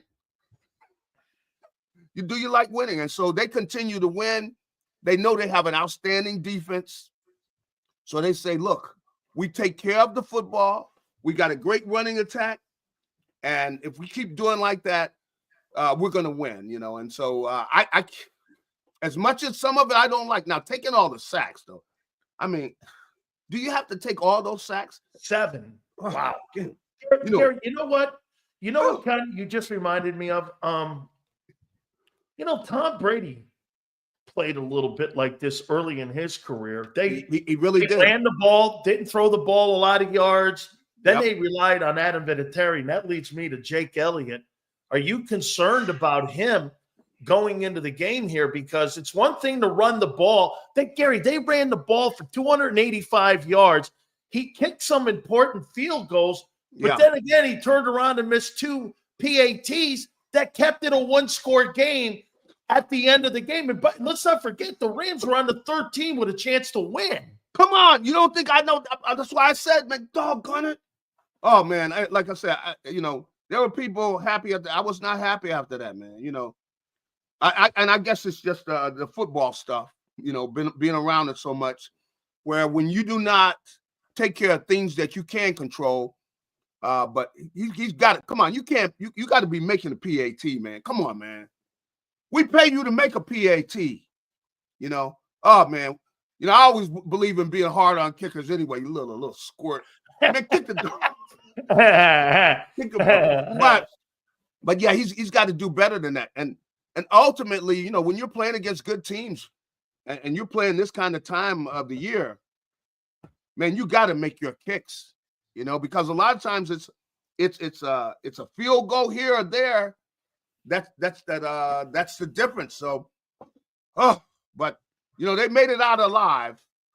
You know, because I was up there in the booth, man. I left out of there. I just started walking down, man. I'm going like, man, if you guys blow this game, man, yeah. You know, I felt like just fighting somebody, man. Hey, Gary, do you agree? You can't blow that game like that. Gary, do you agree with me? Do you think? I think AJ looks like he's hurt. Or yeah, he does. He does look like he's hurt. He just doesn't look explosive out of his breaks. I mean, the drop pass. I mean, he just looks more beat up than I've seen him beat up in the last couple of years. Am I looking at it right? Are you looking at it? That's what I see. That's what I see. I do not see a healthy AJ Brown. I do not know. It just seems like his quickness in and out of his breaks and stuff. You know, and I know it was a bad feel and everything. And then, you know, for him not to come down with that ball over there by the end zone, man, you know, that's where I start saying, you guys are losing your edge. You know, these guys are not your friends. I mean, come on. We got, you know, I mean, stop celebrating, man. Maybe you guys people are patting you on the back too much. Absolutely. Because they tried to give that game away yesterday, man. They tried to give away that game, man. Gary, and I went back and looked at the tape. About 4 or 5 of those completions on that the drive were all on Slay. Man, you're supposed to be one of our best corners, man. How could they be going after you like that? Why are they going after you, man? You know, I did not like that. And then he's backing off. You got a tight end. He's out there. There's a tight end on him. And you're running out of there like this guy can outrun you. And this dude's a tight end. A big tight end, too. Guy not that fast. Why are you letting them throw an out against you with this tight end, man? He glad, man, I was not happy with that. And that they were able to go downfield on him on that side. You know, he's a better player than that. They should not be going after him like that. And he's a better player than that, man. Hey, Gary, do you believe Saquon Barkley is the greatest talent? He hasn't had the greatest career because 1 year doesn't make a career, as you know. It makes a fabulous year. Yeah. But do you think that this guy is the most talented running back Philly's ever had? Would you take him over Shady? I think so, yeah. Because of his size, man. You know, Saquon Barkley is a big back. You know, he's 230 pounds, man. This guy is, and then they have the breakaway speed he has. Yeah, he's one of the best backs that I've seen, man. He's one of the best backs. I mean, because when you give him, you see, if you give him, you know, an open hole and you let him go, you don't see these guys catching him. He's gone, man. You know, he's gone. And to have that type of speed with a guy that size, you know, I've been around a lot of outstanding backs, and he is definitely up there near the top, man. He's a guy who's an outstanding back. He's got great vision. You see how he kind of set up those runs, the long runs he made, where he's getting to the point now where he sees the hole there, but he starts inside and then he cuts to the hole. He sees it there because he knows if he can get to that hole wide open, he's gone. And it doesn't take him a lot. If he gets a step, it's adios. You don't see these guys running them down. I mean, most running backs, they don't run away from people like that. You got a guy with that type of speed who is a big back, which is it's unusual to have a guy who's got that type of speed with his size. And he finally got behind a good offensive line. And the thing is, he's smart back too. He's very smart. You can see him there talking about just talking in the locker room with the way the offensive line, they talk, the way he talks to them, and he will set up a run. As you can see, he sets it up. You could see he was communicating with Jalen back there too, and that's right. Yeah. Do Do you agree, Gary, that the running game, where Hurts' impact on the game is maybe not so much in the passing game any longer because they're going to hang with this, but do you agree that having Hurts in that huddle, he's an integral part of that run offense because you brought a great point up on the other show with Xander and John McMullen because he protects that backside, doesn't he? Because that defensive end doesn't have to get as flat if he knows that guy, I mean, you can get flatter on the line of scrimmage where if you have Hurts, you got to get deep as the ball, and that means you're going to be chasing more. When Hurts is not ability to run the ball, I can get flatter and get more in pursuit and get down that line of scrimmage. Do you think that injury will be a factor Sunday if he can't run? Because if I'm Dan Quinn, my guys on the backside are going to be able to make some of those plays if he's not going to take off running backside. Because, like you said, he's a big part of that. A lot of times, it takes some time to explain to people. But Jalen, because of his ability to run, now especially after that first run he made, he takes it to the house. You better believe over on the sideline, the defensive coordinator is chewing that guy's butt out. Yeah. You got to stay backside. How many times I got to tell you, and you didn't, and you let him go, and boom, he's gone. He takes it to the house. So that guy's playing that the entire rest of the way, meaning he's not making any plays on that other side. He's not hustling over there. He's making sure that Jalen Hurts does not have the football. Every time he hands the ball off to Saquon, he's scared that he's going to tuck it on his hip, fake like he's giving it to Saquon, and he's coming in on the backside. In fact, and what you made the point about the fact that it's important that Jalen is healthy enough to run. That if he's not, they're not the same team when it comes to running the ball. Yeah. And the thing that's worked out so well for them is that Jalen keeps these guys occupied on that backside. And when Saquon, if they leave that hole open and he gets wide open, he's gone, man. A lot of backs, it would be a 30-yard run. It might be a 25-yard run and everything. But with Saquon, when he hits the juice and kicks it in, that 4-3, man, he opens up. He's gone, man. I can't believe. What are you more impressed with him? His power or his speed? The speed, because of his size. Like, I'm in the locker room, look at this. He's not tall. He's probably 5'11", 6 foot. But the dude is a big guy, man. And so you're going, man, this guy is that fast? Because you don't see any DBs running him down, man. These guys don't run him down. No, he runs people over there. Last two questions for you, Gary. He kicks it in gear, man. Gary, can it be this simple when you have a guy like Vic Fangio? You just drop and parachute in Oren Burks and you get no drop-off really of play, maybe a little bit in pass coverage when Dean not being in there. But this guy, Oren Burks, showed up. He had a TFL. He played well. I mean, can it just be that simple that a guy puts people in positions that know their job? Because this has got to be coaching. Because if you think about it, look at the Eagle defense. There's not one player outside of Jalen Carter and Zach Bond who you would consider top 5 corners or players in the league at that defense. But as a collective group, they're the best defense in the league. I mean, is it really scheme? I've just been amazed by this whole group. I'd have to say, yes, part of it is definitely scheme in that, he takes away, those big plays.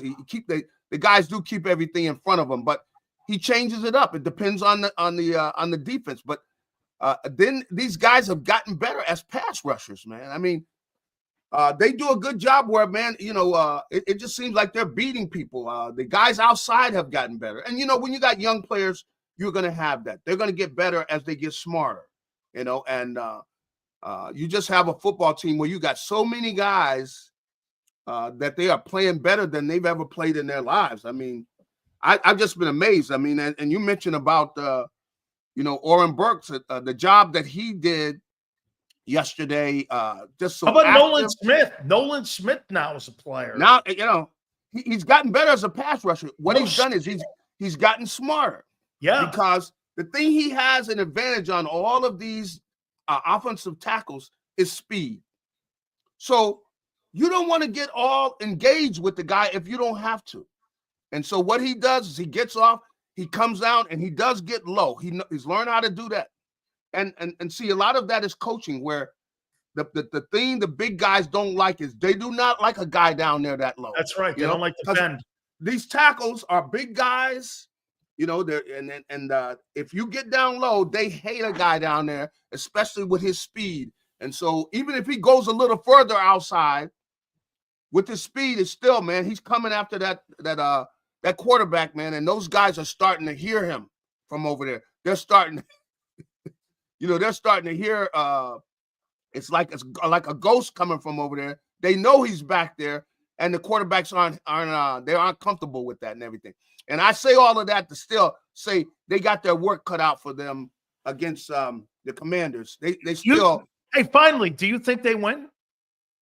I think it's going to be a very close game. I think they're going to get the opportunity to, but they got to play. They're going to have to play some good football, though. And everybody's got to play smart football. We cannot have, like last week, man, to 0-0-0 on the clock. If I see you over here celebrating, man, like the game is over and you got 5 minutes to go and you celebrate like all 5, man, look. Some people, man, I would make some of them guys, how they used to make guys walk home. They didn't make those guys because they really let that game get in danger, man. And I was not happy about that. They got to play smarter than that because, they got a chance to do something. Doesn't happen a lot, man. You got a chance to go to the Super Bowl and win a championship. You don't want to lose it over something stupid, man. How about this, Gary? So I'll give you a Jimmy Johnson story on the way back from Washington. So, they end up playing like shit against Washington. And I guess, everybody was waiting for their meal. And all of a sudden, Kevin O'Neill, remember him, the trainer? Yeah, I remember. Kevin O'Neill comes over and goes, Jimmy, it's time to eat. He goes, no, nobody's fucking eating. They didn't want to play hard. Nobody's eating. And you're like this. Wait a minute. There's no meal? He goes, fuck that. Nobody wanted to play. Nobody's eating. I kind of like that old style like that. But you do this now, man, and the guys will all be suing you, man. I know. Jimmy's like, no, there's no meal. Yeah, these guys, they better have four quarters ready for Sunday. 4 quarters, man. Don't start celebrating and giving people a break. I'm sure though that you're so thrilled that Josh Harris has a team coming into Philly and being able to try to beat the Eagles, man. I mean, wow, isn't that really wild? There's Josh Harris, a Philadelphia icon, coming in to try to beat the Eagles. How do you feel about that, G-Cobb? Well, I know that a lot of the people don't like it. They wish they would make him sell, the team, man, that he should not be owner of a team, being the owner of the Commanders. He's either with us or he's against us. That's the way Philadelphia, the Philadelphia fans, man. Either you are with us or you're against us. And they're taking it personal. They're ready to maybe put a little beat down on Josh. Hey, he's lucky he's got Magic with him because that's the only thing that makes me like it in a way. That's right. That Magic Johnson's with him, man. That's it, man. I'm with you there. Hey, by the way, you should tell Slay, hey, man, call your agent, Drew Rosenhaus, man. If you want to do PR looks on the sidelines and you want to do pictures, I'm sure Drew will set you up with some pictures, but play 60 minutes. 60 minutes. We appreciate you, brother. We love you so much. Thank you so much, my friend. All right, hey, have a good one. You got it. Gary Cobb, Fox 29 in Philadelphia. Make sure you check him out covering the game there. Hit that like button there. Hey, yeah, man. Aren't you guys thrilled? Josh Harris. Holy cow. What a Philly icon. He owns the Philadelphia 76ers. Oh, but he also owns the Washington Commanders. would you have a problem buying season tickets to Sixer games, knowing full well this guy's trying to come into your building and beat you on Sunday? I mean, anything to that? I don't know, man. It's you know what it feels like? Like my old lady's cheating on me. You know what I mean? Like my old lady's cheating on me. What do you mean? He owns the Commanders. Yeah, he owns the Commanders and he owns the Sixers. What? I mean, it just seems a little dirty and a little bad. You know what I mean? All right. Hey, don't forget, Angelo Cataldi is going to join us at 5:30 Eastern. Do me a favor. Please make sure you check out our great friends at BetUS. BetUS, we've teamed up with them this football season for tonight's national championship game and throughout the playoffs. Conference championship games are left, and then the great Super Bowl will be there for you. Go to betus.com for you to check out the sign-up bonuses up to $2K for the 150 YouTube special. You got it. Your second and third are 125%. Go to betus.com.pa. That's betus.com.pa. Fastest payouts in the business. 24/7 personalized service, 365 days of the year. Live wagering on all major games. Go to betus.com.pa. That's betus.com.pa. And do me a favor, tell them Big Sil sent you. If you missed any of today's show on the JAKIB Media channel, listen to the podcast on your way home. Available on YouTube, Apple, and Spotify. Ignite your nights with free live entertainment daily, only at Live Casino and Hotel Philadelphia's Center Bar. 7 days a week, enjoy some of the region's top party bands, performers, and DJs as they take the stage in the heart of the casino action. Great cocktails, live music, and lively moments. It's all happening at Center Bar at Live Casino and Hotel Philadelphia. Visit livecasinophilly.com for more details and the complete list of upcoming events. Must be 21 or older. Gambling problem? Call 1-800-GAMBLER. The following is a real testimonial from the father of a young injured victim. I didn't think she was going to make it. Major Perry's daughter was the victim of a horrific accident caused by someone else's negligence. If you don't find the right counselor, law firm that you're looking for, you will get lost in the wilderness. Badly injured? Call the Fritz and Bianculli Law Firm at 215-458-2222 and find out why they say, "We got this." In our hometown, we all look out for each other. We step up to keep our communities going strong. And at Independence Blue Cross, we're here to keep you going strong as the #1 health insurer in the region. No IBX is always looking out for you.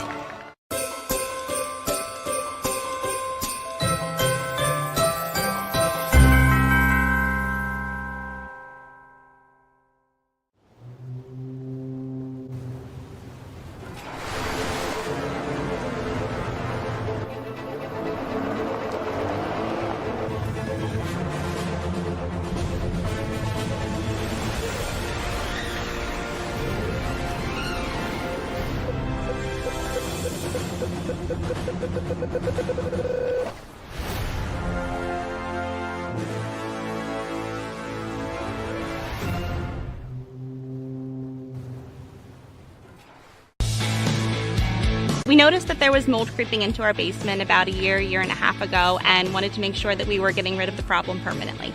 We actually reached out to several different contractors to get it resolved, and actually 2 of them recommended DryTech to us as a long-term solution. Other than the noise factor, we wouldn't even know that there was work being done on the basement level. It's really been a clean process for us. Score and save this football season on your car insurance. Before the next game, save up to 40% on your auto insurance policy. That's right, 40% savings. Call an audible this season and contact the Del Val Insurance Group. They're an advocate for you, not an insurance company. That means they'll get you the right coverage and save you up to 40%. Call managing partners Fran or Jim of Del Val Insurance, 215-354-0122, or score and save at dvigi.com. dvigi.com. EAGLES, Eagles.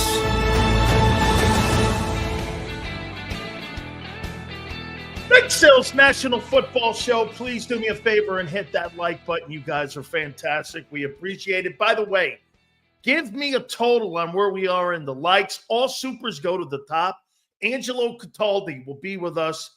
That will be at the bottom of the hour. The WIP icon will be with us at the bottom of the hour. Pretty crazy, man, that Saquon Barkley now is 23-29 in rushing yards, and he's right on the cusp of beating Terrell Davis's record of 2476 that he set in 1998. I think he went for 2,300 plus yards in 97. Then he came back the following year and he was able to do it. And again, that was a pretty much running attack football game and football team too, that Denver Bronco team with that zone blocking that you had. I mean, that was a really good running attack. But look at that, man, 2476 is what Terrell Davis had counting the playoffs, that playoff run. And now Barkley is here at 23-29. Unbelievable. These are college football numbers. You don't get those kind of yards in the National Football League today. That's insane what he's done. By the way, I want to throw this at you here. Angelo will join us. That'll be at the bottom of the hour. So Jared Verse, Eagle fans, you showed up. Verse was spectacular. He is the slam dunk rookie of the year defensively, okay? He's the slam dunk. The offensive rookie of the year is Jaden Daniels, and the defensive rookie of the year is Jared Verse. Kid from Florida State was sensational in that game versus the Eagles on Sunday. He said this. He says, Eagle fans were throwing snowballs at him after the game. After the game, I was walking into the locker room. They're throwing snowballs. They bleed green and white. Okay? I like that they stand on it. They don't shy away from it. My phone was blowing up the last 2-3 days. All I was seeing was, yeah, we embrace it. We love it. I was like, okay, but I like that they stand on it. Of all people, Eagle fans, you should love Jared Verse. You should love him. He's your kind of guy. He talks shit and he backs it up. What better guy can you have? Hey, look, you don't have to like him, but you respect him. Hey, man, that guy talked all kinds of shit on us, came in here, and I thought he tortured Mulata. I thought he had his way with him. And I haven't seen very many people have their way with Jordan Mulata. And he had his way. And you know what you do? You tip your cap to him. You won the ball game. You tip your cap to him and you go like this. Way to go, kid. That's putting up and shutting up people. You played your ass off. You did. You completely played your ass off. Dude, how about, hey, Yale, how about these defensive ends from FSU? Shit, man. You got the kid, Jeremiah Johnson.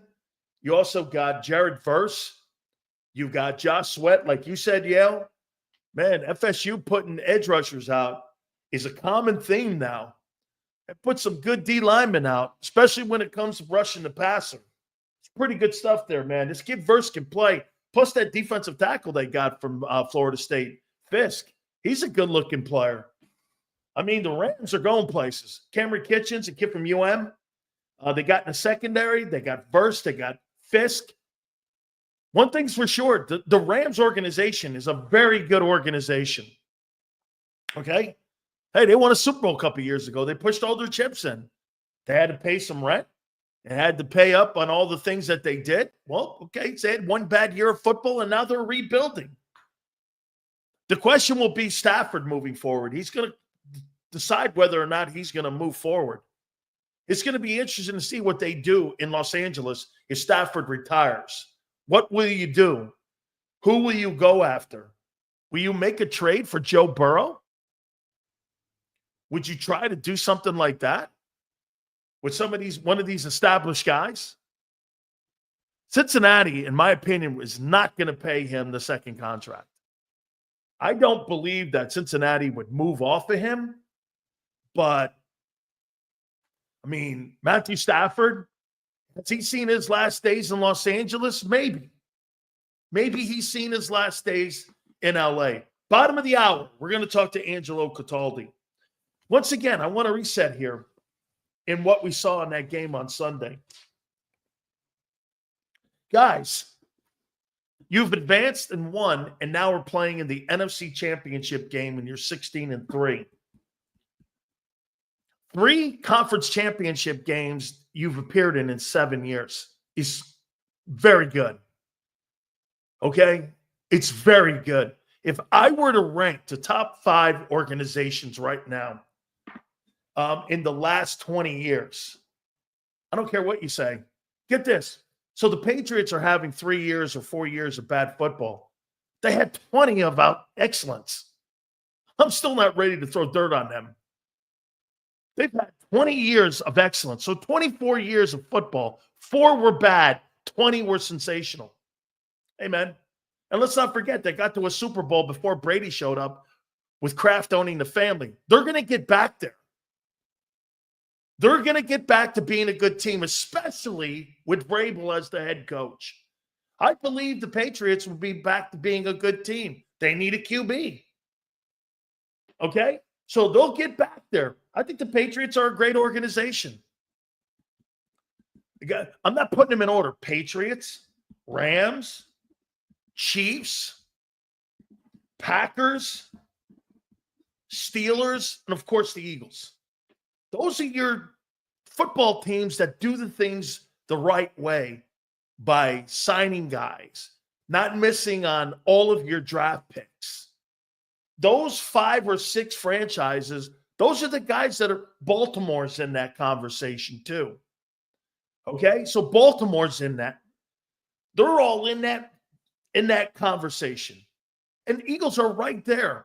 You win the Super Bowl and you get to a Super Bowl and win it, and you win 2 Super Bowls in 7 years, you validate everything that you've accomplished. And it would be a great run. Like I said, this was one of those football games that you come away with and you do this. Wow, drama, everything I wanted. It was a physical football game. You had turnovers. You had missed opportunities. You had missed PATs. Missed field goals. You had all kinds of shit in there. Fumbles, sacks, safeties. It was in the snow. I guarantee you the ratings for that game will be off the charts on how good it is and how good it was. It's an epic game. You know, John was on the post-game show and said that it was a slog. Well, dude, not every game is going to be perfect. As a matter of fact, the imperfect games are usually the more iconic games, and the more drama games are the more imperfect games. You're never going to get 60 minutes of perfect football. There's no such thing. And I thought that had the ebb and flows of really a good football game. And I enjoyed it. And one of the games I've enjoyed the most was that game. And I did. I thought the coaching was a little bit suspect at times. I've been bringing up pretty much for the 4 hours here. I've been bringing up, hey, man, you drop Jalen Hurts back, you just put a brace on him in the end zone, in the snow, you know he can't move, and he takes a sack and a safety. I'm not sure what you were thinking when you're averaging 6.8 yards a carry. It just kind of was like, why there? Why that? Why not give yourself some room, run the ball a little more so you give your kicker an opportunity to play field position and get that ball back? You lost all types of field position. And see, it's not so much that one play. Look at what you lost. You lost possession of the ball because you had to punt it to him. You gave up points and you lost field position. There were 3 different things. That one play cost you. You see what I'm saying? That one play cost you points, field position, and possession. I mean, that's the trifecta of death when you're talking about giving the ball back. That's a turnover. You see, I had Marcus Hayes on a couple months ago, and Marcus Hayes says, yeah, I'll take a sack. Dude, that sack was like a turnover. You turned the ball over. You turned it over because you had to give up possession. That's a turnover. Those 7 sacks in the game are crippling to your consistency on being able to stretch teams out and win comfortably. You keep teams in games. Why? You keep them in games because of the sacks and the ability not to be able to use the offensive skill set people in the passing game. You had 65 yards in passing if you put the sacks in there. Okay? That's right. Yale's like this. If you punt the ball, you would have punted it. You would have been on the minus 50. Instead, they put the ball on your 40. I mean, common sense. Barkley was amazing again. He's just been absolutely amazing. I cannot believe how good that player has been this year. Guys, do me a favor. Please hit the like button. Supers go to the top. Hey, give me a total where we are in our likes right now. Thank you guys again on this Monday. You're freaking killing it here. Angelo's going to join us in a couple minutes here. Hurts was great in the run game. He was great in the run game. Okay? Let's see if we can get it to 400. Be great. Hurts was great in the run game. Okay? He was. It was great. He was not great in the pass game. AJ drops. I think he's injured. Jared Verse, as I said, he showed up. He had a phenomenal football game. He is a great football player. AJ Brown drops and hurt. Hugh hurt. Hurts hurt. And Jalen Carter was an absolute force in that football game. I mean, he's special in how he plays. He just looks special right now. The numbers were not great for the Eagles in this game. Really, the Rams, if you look at it, and you look down the line here, you see why the Rams were in this ball game. First downs, they had more, 18-16. Third down, they were effective and efficient because the quarterback. By the way, if Jalen, people are going to say, well, the snow had a factor in the passing game for the Eagles. It surely didn't have an effect with Stafford. That's what elite quarterbacks do. They throw in bad weather. And this is a dome guy. They had 400 yards in total offense. Bend but don't break. In the snow. The Rams came to play. They put up a better game than they did in week 12. They showed up. Rushing, they got just enough what they needed out of the 5.3 yards per carry with that 111 yards rushing. That's all they needed, was to be able to have you stay honest. Look at the Eagles here. The Eagles were 8.4 yards a carry. They had 285 yards rushing on 34 carries. How in the world do you not give the ball 45 times in a weather game like that and just make the Rams stop the run?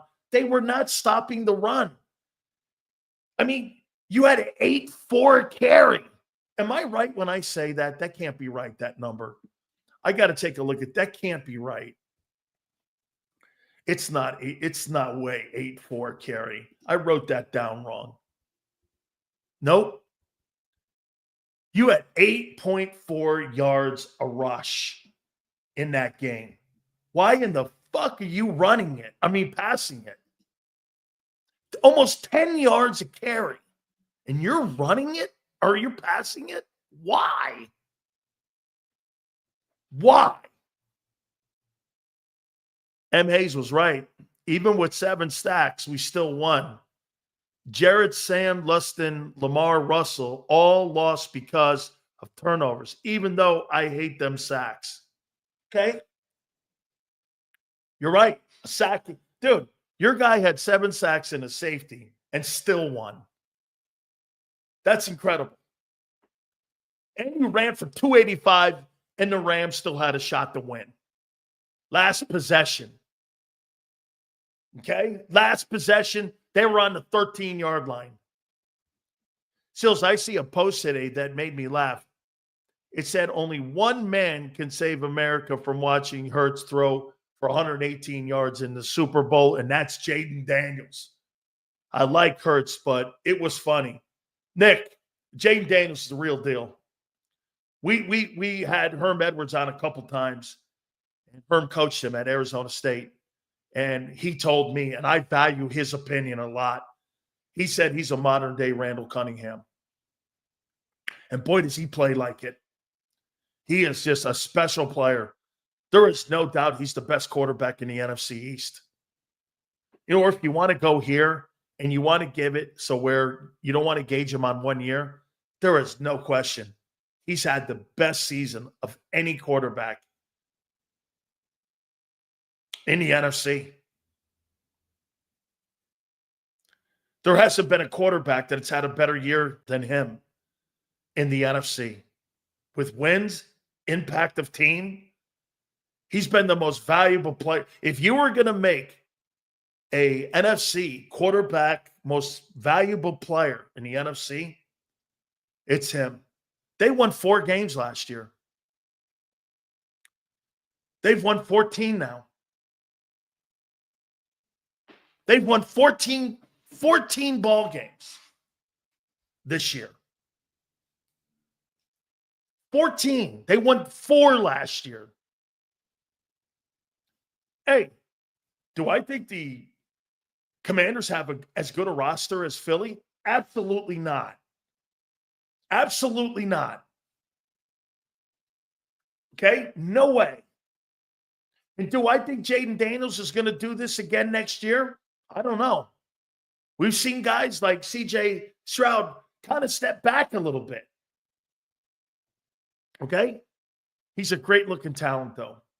And his first year, I'm trying to think of a quarterback that's had a bigger impact on a football team in his rookie season than Jaden Daniels. Can you name me a guy who's led his football team to a conference championship?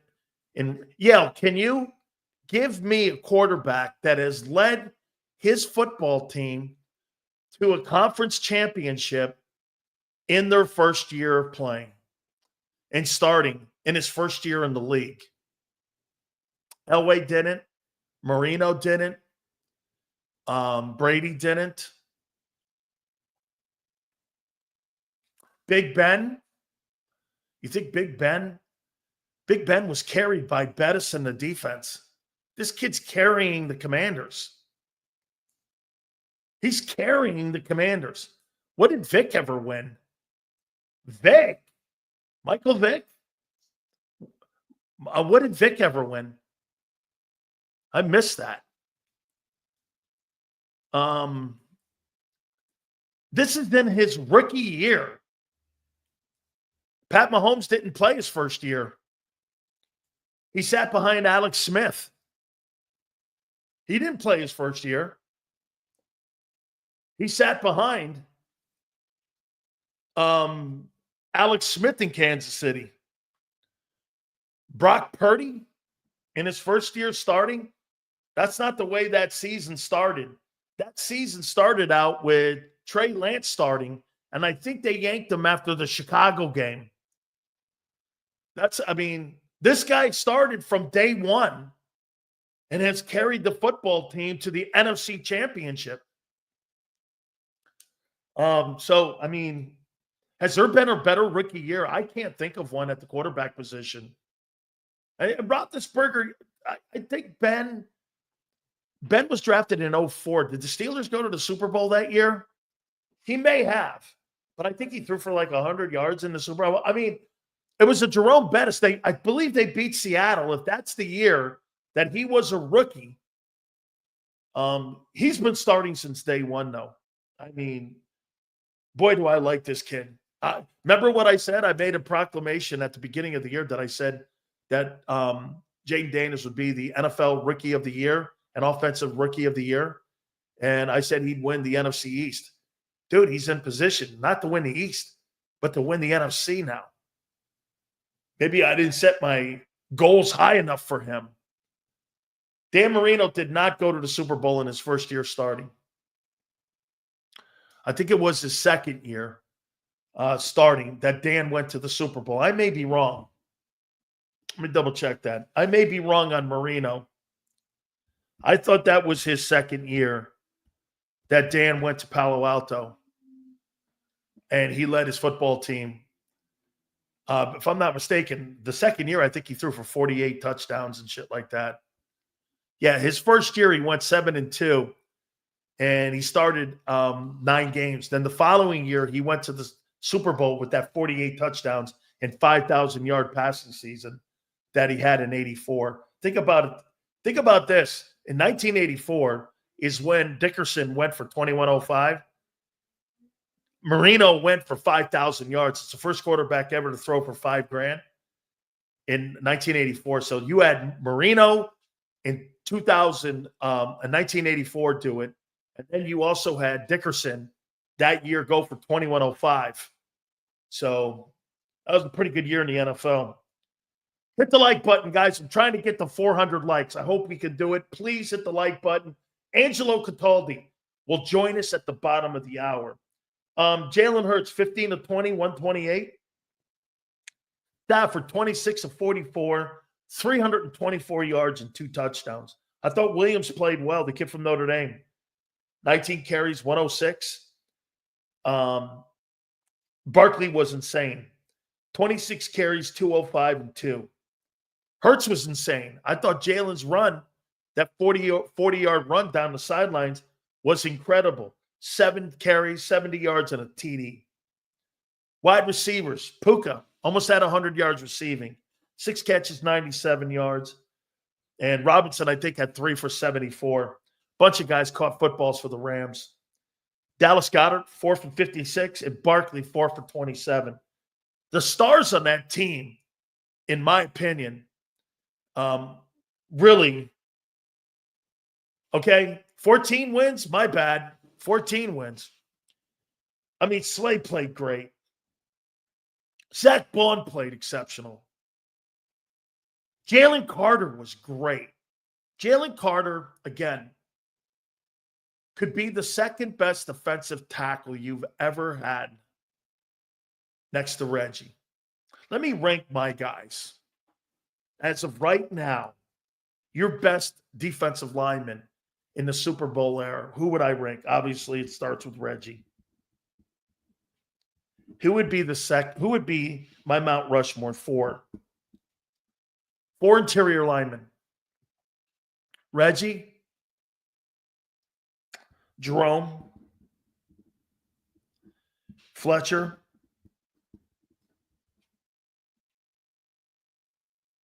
Corey Simon was great. Hollis Thomas was really good. Am I ready to put Carter in that Mount Rushmore? Corey Simon had some really... Trent Cole is not a defensive tackle. He's not a DT.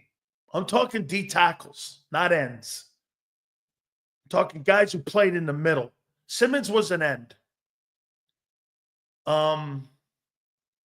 William Fuller was an end. William Fuller was a great player. I knew him from North Carolina. He played for the Oilers a little bit too. But William Fuller was good.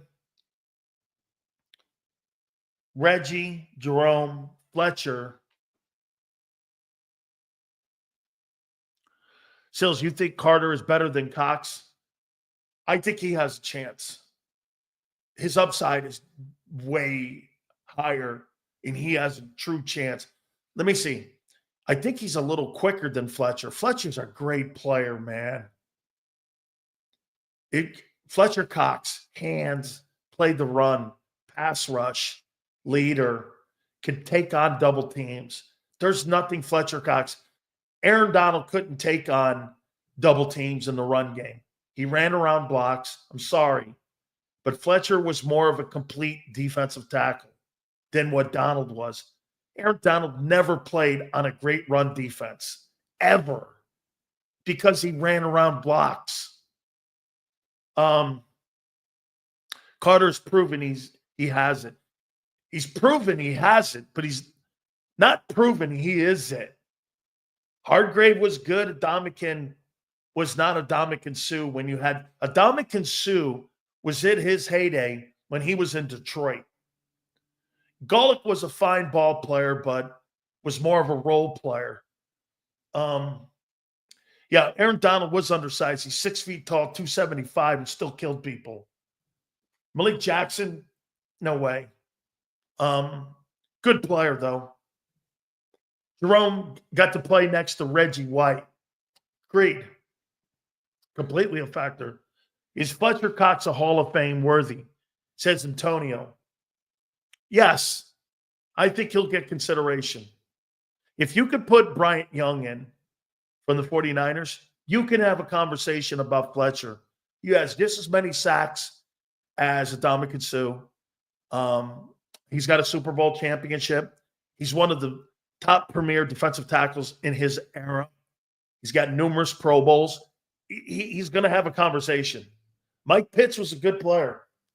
He played during my era, too, and he was the guy that played with Jerome. Clyde Simmons was an end. So if I had to put my 4 defensive tackles, Reggie, Jerome, Fletcher, I hate to give the guy the kudos so soon, but I'm going to put Jalen Carter in here. I mean, look at that list. Reggie, Jerome, Fletcher Cox, and Jalen Carter. Those are great defensive tackles. The one guy, obviously, is just an outlier. Nobody will ever be Reggie White. I don't give a shit what people think. Jalen Carter will never be that great. Completely just absolutely single-handedly dominated games. It's not the argument who's the best defensive tackle. The argument sometimes is who's the best defensive player of all time, Reggie or LT. I land on LT. But if you want Reggie, that's okay. Okay? That's okay. But I'm more of an Lawrence Taylor. Lawrence Taylor could single-handedly take over a football game and score with interceptions and shit. And Reggie is as great as he is. There's no doubt he's the greatest down lineman to ever play. Really a great football player. Aaron Donald was a beast, but he didn't love football. He took his contract and retired into the sunset way too early. I just never really thought he was a great run stopper. Like, I can make the argument, I always thought Sapp was better. Or John Randall, because those guys played the run. You know, today's NFL, you don't really have to play spectacular run defense. Because most of the time, you're a nickel. 69% of the time, you're going to be a nickel because the teams throw the ball. You're not really in that situation any longer. Sills, Carter reminds me of Adamakin Suh. I think Jerome is better than Adamakin Suh. If Jerome had played longer, Charlie Johnson's a little bit, 70s and shit. He was a good ball player for the Eagles. Cortez was the guy I recruited for Miami. He was somebody that Jerome and I recruited. His mom, Rose, came down, and I'll never forget, Cortez said, do you think I can I posted before my Hall of Fame invite, and he asked me, he goes, can you work with me? And I said, yeah. So Jerome and I worked with him, and him and Russell Maryland used to play too high. So we taught them to keep their pads down, and we taught them their feet. And we recruited Cortez. He had to go to junior college, I think. He couldn't go right into Miami, but we wanted him really bad. So me and Jerome took him out, and we recruited him, and we got him to UM, and he went on to a Hall of Fame career. Unfortunately, he passed away a few years back. Just a great football player. Imagine Cox and Carter together in their prime. Be the best tandem of defensive tackles in the modern era. If that's the case. Cortez was underrated. Former Defensive Player of the Year in the NFL from the defensive tackle position. Thought he had great hands. Can Jalen Carter be as good as Cortez? I'm gonna make a point to you guys. When you guys are talking to me about Jalen Carter, here's Cortez Kennedy, and here's a guy that I coached at UM and a guy that I recruited. Same thing with Russell Maryland. Here's Cortez. Cortez was an 8-time Pro Bowler. 1992 Defensive Player of the Year. Rookie of the Year. The 1990s All-Decade Team. Had 60 sacks in his career from the defensive tackle position. So before you start saying, is Jalen Carter going to be one of the greatest? And then you start talking about this guy's a Pro Football Hall of Famer, an 8-time Pro Bowler, and an NFL Defensive Player of the Year playing in Seattle. So I've had my look at players who have gone on to do great things. And make no mistake about it, Cortez Kennedy was one of the greatest defensive tackles of all time. Do I think that Jalen has that chance to be in that room? Yeah, I do. Okay? Yes, I do. Seals, he went to Northwest Mississippi Community College. Thank you, Kyle. I thought it was he had to go to a junior college. I remember we recruited him, and then he came back, and he was able to go into UM, and we spent some time, Jerome and I, in the offseason with him, and we were just teaching him some stuff. I mean, he'd come out. We must have did it for about maybe 2 months, and we sat with him. Back then, all the young defensive linemen wanted to be coached by us. I mean, Ed Ogeron, I posted a video of it. You know, they used to put up cut-ups of Jerome and I on how to play the 2-tech or the 3 technique at UM and how to play the 3 technique. And so they would play films of Jerome and I playing the 3 technique. Cortez Kennedy, Warren Sapp, all them guys that played, Russell Maryland, all them guys that played UM would do that. So I'm going to make the comment here to you. And before I get Angelo on here, by the way, please hit the like button here. We appreciate as many people that's come aboard here. I'll say this to you again. Do I think Jalen Carter can be the next Jerome Brown? Yeah, I mentioned it prior to the draft when you drafted him, and I mentioned it the night you drafted him. This guy is a game record. 5'3", 2-2, 2 tackles for losses, sack, saved the game. I mean, he's just playing spectacular ball. And what I love about it, he's not a fat body right now. Last year, he was out of gas. This year, he's playing like Fletcher Cox did late. Something happened to him. He's now a pro. Okay? He's a pro here. All right. I'll tell you what, man. I gotta throw this at Angelo. So if the Eagles make it to the Super Bowl, it'll be their 3rd Super Bowl in 7 years. It's their 2nd conference championship game in 3 years. And they've got to be the favorite right now to win this thing. Let's bring in Angelo. This might just be the greatest era of football in Eagle history on what we're looking at right now. Am I right, Angelo? Yeah. Decade for sure. Come on. This is their best team pretty much every year. You know, the whole Doug Peterson, first 3 years of Doug Peterson and now 4 years of Sirianni, even though I don't think he's had that much to do with it. No, I'm telling you, this is, Dan, this is phenomenal.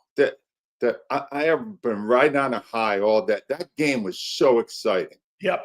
And so, you know, and it adds to it when you think they're going to lose. You know, I'm rooting for, come on, guys. Oh, and the snow, I love a snow football game. I think it brings you back to the Ice Bowl and all those great games when I was young watching football and loving football. And they survived. You know, they survived. And you said it, the biggest play was Carter's sack.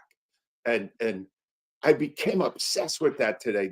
I was watching the tape because the Eagles won that game in large part because of a guy named Kevin Dotson, the right guard of the Rams, because they're motoring downfield. They already scored once and they come right back downfield and nothing's stopping them. That catch by Nakua. How great was that catch? Oh, unbelievable. Epic. It would go into the annals of great playoff plays if they had won the game. And then the guy just false starts. He twitches. That's it. 5 yards back. Hurts their momentum. And then 2 plays later, Carter comes right through the right guard spot, and he's standing there. He's just not. My guess is he's afraid to false start again. So Carter goes right by, boom, knocks him down, and there's your game. And it was like, what? That was not likely to happen. I'm so glad it happened. And the Eagles are still in it. And you're right. They're now the favorite to win the Super Bowl. They're the favorite. You know, I watched that game, and I'm with you, man. I think it had drama. It had missed opportunities. The snow, always a snow game, creates great drama there. And the drama was this as well.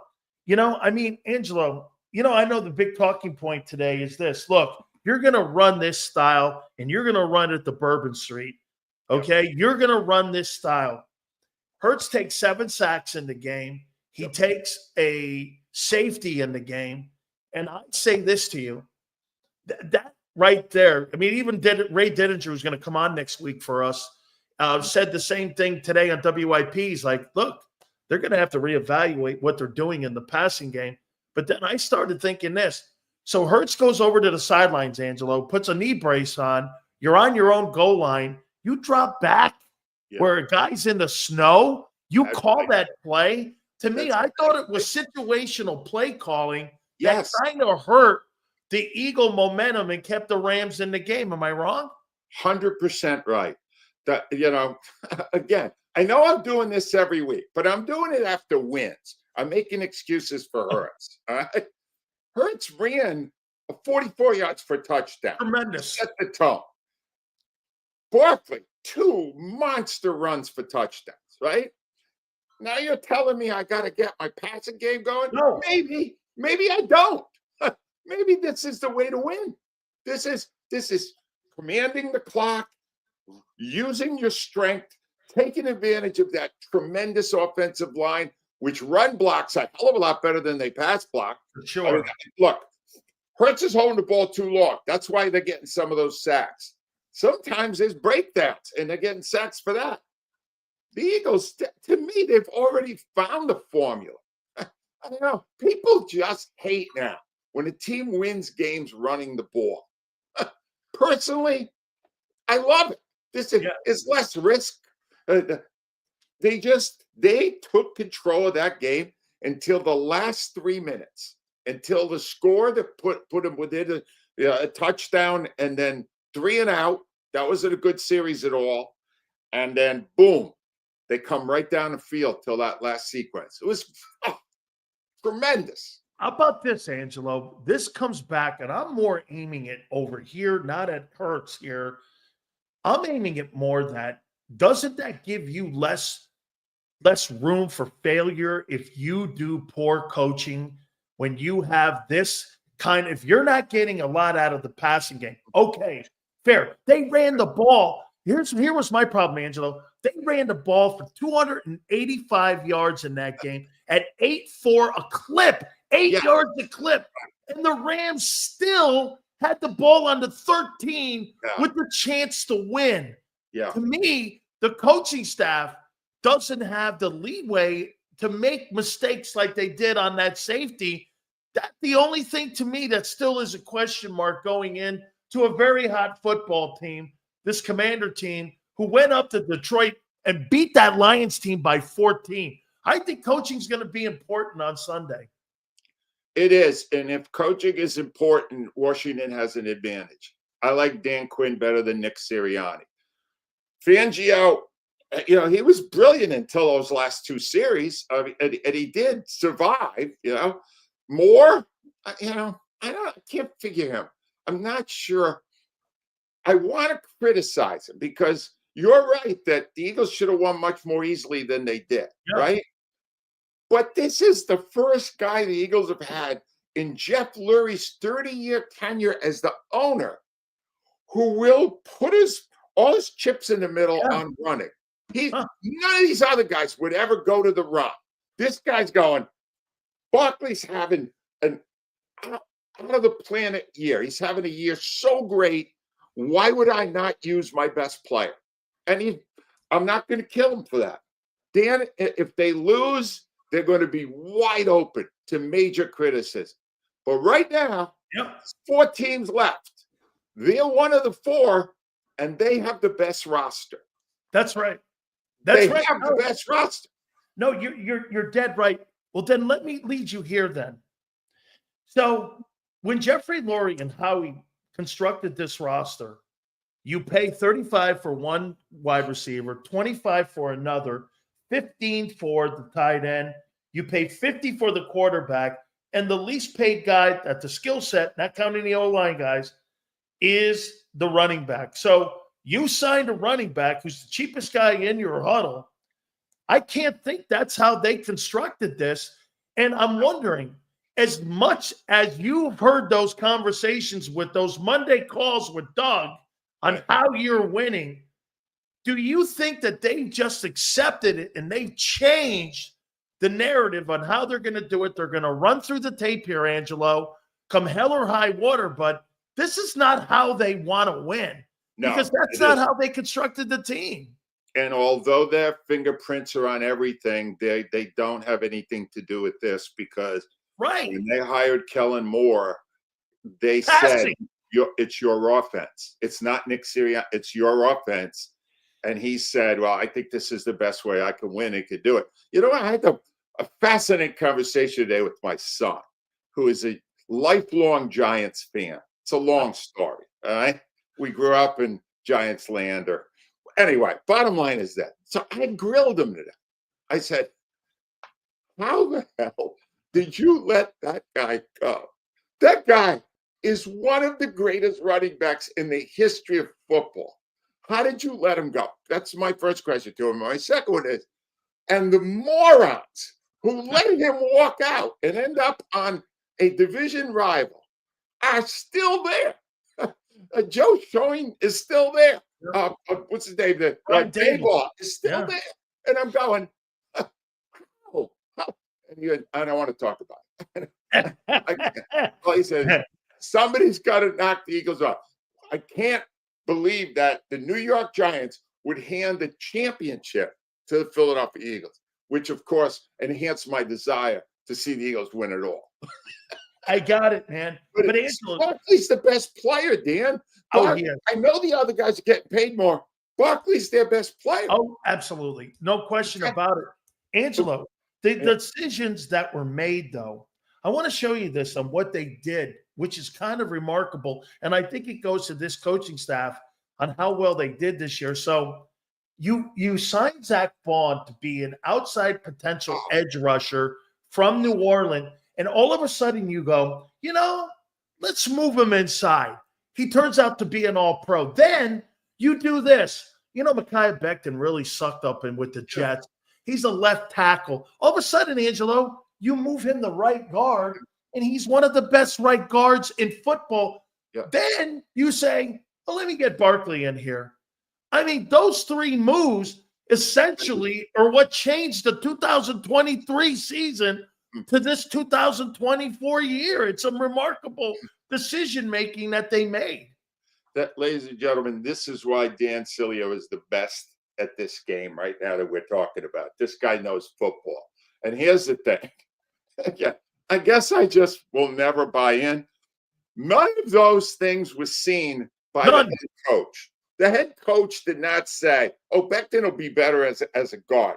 No, those just kind of, maybe Howie saw some potential there. I can't give you the exact reason why those 3 things happen, but that's why the Eagles are still playing, because those 3 things happen. Because somebody said, at a time when we're devaluing running backs, let's get Saquon Barkley and feature him, and he'll get 2,000 rushing yards and set records and do all the amazing stuff he's done.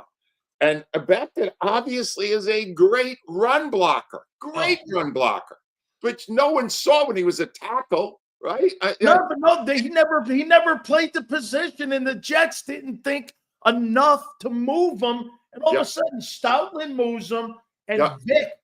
Angelo, I think it's Stoutland and Vic that has been the major influences on this roster. Yes, huge point. You're right.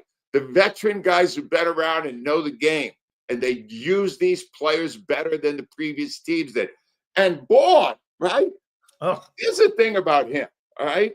He's been amazing all year. Watch the last part of the game.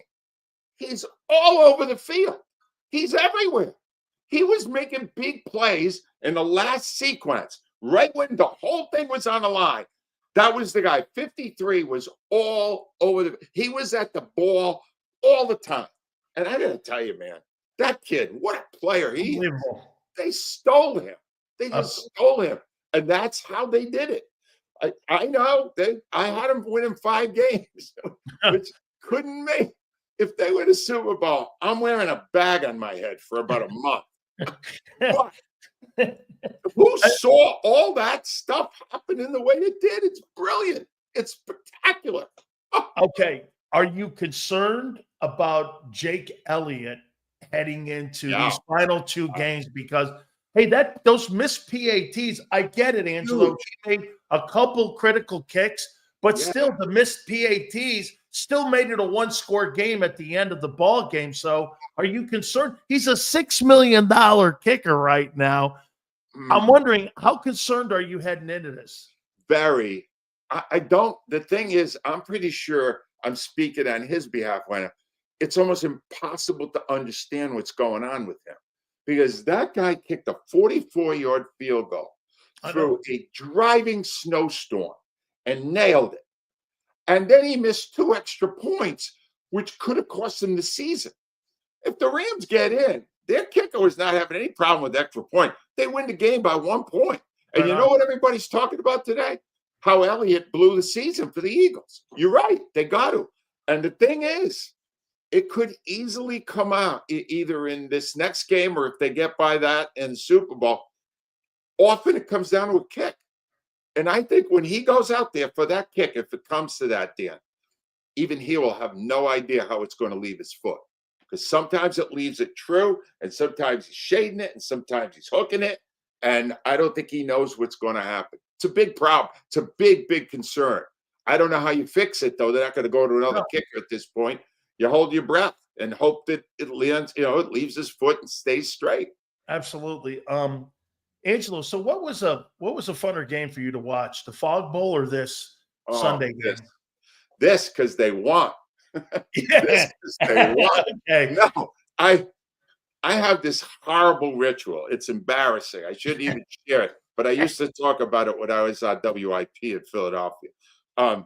When things get really dicey, I actually go behind my couch. So you pace? No, I hide my head behind, and then I kind of peek out around the arm of the couch. Like a 5-year-old? I 3 or 4. My dog Bentley, he got unusually affectionate during that period. He thought I was down there. Anyway, those 4 plays at the end. Oh, I can't tell you how scared they make me. Oh my God. No, this is the way I think. You understand? When you've been doing the job as long as I did, your brain automatically is programmed for worst case scenario. And when they're up 13 there, I'm texting, it's over. I'm telling everybody, bring them on. We're ready for the next. And then they're down. They're 13. At the 13, the Rams at the 13. If they get in, the Eagles are going to lose by 1 point. That's I can't tell you how horrible that is. And I know I'm speaking for a ton of fans in Philadelphia. A lot of us were waiting for total disaster. That would have been, in my estimation, the worst loss in Eagles history. Worse than the last game at the Vet? Not worse than the last game at the Vet. Joe Juravicius, Tampa, that whole deal. This would have been worse because the game was won. And you let the Rams, a warm weather team, drive through a snowstorm twice to beat you in 3 minutes? Angelo, I think you probably are going to have to figure out like maybe a radio show or something, because I'm sure you're going to be welcoming in Josh Harris to Sunday's NFC Championship game. I'm sure it's going to be like a lot of Pasavazul, Galamad, and I'm sure there'll be Brigitte. A nice tray for him going up to the owner's box, walking in there, going like this. Hey, I'm the Sixers owner, but I'm here to kick your ass on Sunday. I'm sure that's going to go over well Sunday in Philly. Oh, Dan, I have a couple of things that I'm just praying for in the next few weeks. One is that somebody somehow gets Josh Harris's face on the Jumbotron at the link, so you can hear how the owner of one of our franchises is regarded in the city right now. Because that whole scam he perpetrated and ended up with the arena and Comcast in South Philly, he is already public enemy number one. His team's 11 games under 500, the Sixers. Which but that doesn't matter because now he's just basking in the glow of his amazing football team. They will boo him at a level never heard for an owner in the history. And you got to understand, this city booed Harold Katz so hard when he was the owner of the Sixers, he decided to sell the team. Angelo, wait a minute. Does he really want to beat and win this game? Yeah, he does. Wait a minute. If he wins this game, now I'm an East Coast guy, and I'm from kind of that neck of the region up there, and I got to tell you, if that guy's team beat my team from my city, I got to tell you, the chances of me walking into Wells Fargo, that ain't happening. Now, it better be WrestleMania, because I'm not walking in for a Sixer game. I can tell you that. I don't think he gives a damn. All he cares about when he sells that team is that he can put more money into his hedge fund or whatever the hell he's doing with it. And he's a money guy. But as if, like, if you really look at it, and I'm not giving Daniel Snyder 1 ounce of credit, all right? But Harris came along months ago. He didn't actually have anything to do with what's going on right now. He just lucked in. The timing was great for him. But he's persona non grata in Philly now. And the other thing I've been fantasizing about all day, Dan, I got to get this out, because this has been boiling inside of me for 2 days. Those damn Chiefs, right? That damn Andy Reid, all right? If I see one more game where he and his team is protected by the officiating, I am literally going to be, they're going to have to put me in a mental institution, because I was screaming like a lunatic on Saturday. Did you see the way that game was officiated? Angelo, I tweeted out on Twitter, I went like this, I said, they're not even hiding it anymore. They're blatantly putting it in your face on what they're doing on some of those roughing the quarterback hits, and then they gave the Chiefs an opportunity. They scored on every single overturned penalty. Yes. Put them up. Well, if you watch that game, I thought the Texans dominated them for the first half. But the refs, they kept that thing going. There is no doubt. Troy Aikman was saying that, and he's he was great. I'm glad you mentioned that, because there aren't many. You wouldn't hear that from Tom Brady or these other guys doing analysis. Aikman's just saying it right out. Wow, look at this. That's not helmet to helmet. The two tacklers hit each other. And Mahomes is a friggin' flopper. And every time he fakes it, there comes the flag. They reward him every time. You don't understand. This goes back 2 years for me to the phantom James Bradbury pass interference in the Super Bowl that cost the Eagles the win in that Super Bowl. From that point to now, they won last year's Super Bowl with officiating. They won They have won 16 consecutive games, one possession finishes. They have won. You can't do that without the refs. You can't get every freaking call to win 16 one possession games that way. And I want to tell you something. I want him to win the next one. Yes, I do. I'm rooting for the Chiefs on Sunday against the Bills because I want in the Super Bowl, I want the Chiefs and I want Andy Reid and I want the Eagles to beat the crap out of them so bad that even the officials can't save them. And my money shot for this season is that phony Andy Reid with his stupid commercials. Yeah, Scuba or Ruben, now he's doing these things like he's hilarious, right? Yeah, you know what he is? You give him $1, he'll cluck like a chicken for you. That's what you're seeing there, all right? I want to see his face when it's 43-0, 43-7. And the officials are going, oh, what am I going to do with this? They can't tackle Barkley. What am I supposed to do? Oh, that's Angelo, it. You put a couple ropes on Andy. You can put him in the Macy's Day Thanksgiving Day parade. What a jackass! Hey, so wait a minute. Who for you was who did you think was the most obnoxious, Sirianni or Reid? Oh, Reid is number one. He had 14 years here. He didn't win it. 14 years. You put him in the Hall of Fame. How many years he won without Mahomes? None. You understand? I need to see Mahomes. I want to see his wife up there with a glum look on her face. Mahomes' wife next to Taylor Swift. And Taylor Swift is writing the lyrics for a sad song because Travis Kelce got his ass kicked. No, I need that. I need that, Dan. Dan, that is my dream. I love it. I gotta have it. Please. A sad song by Taylor Swift. Yes. That is hilarious. Hey, they win Sunday, right? I will say this, man.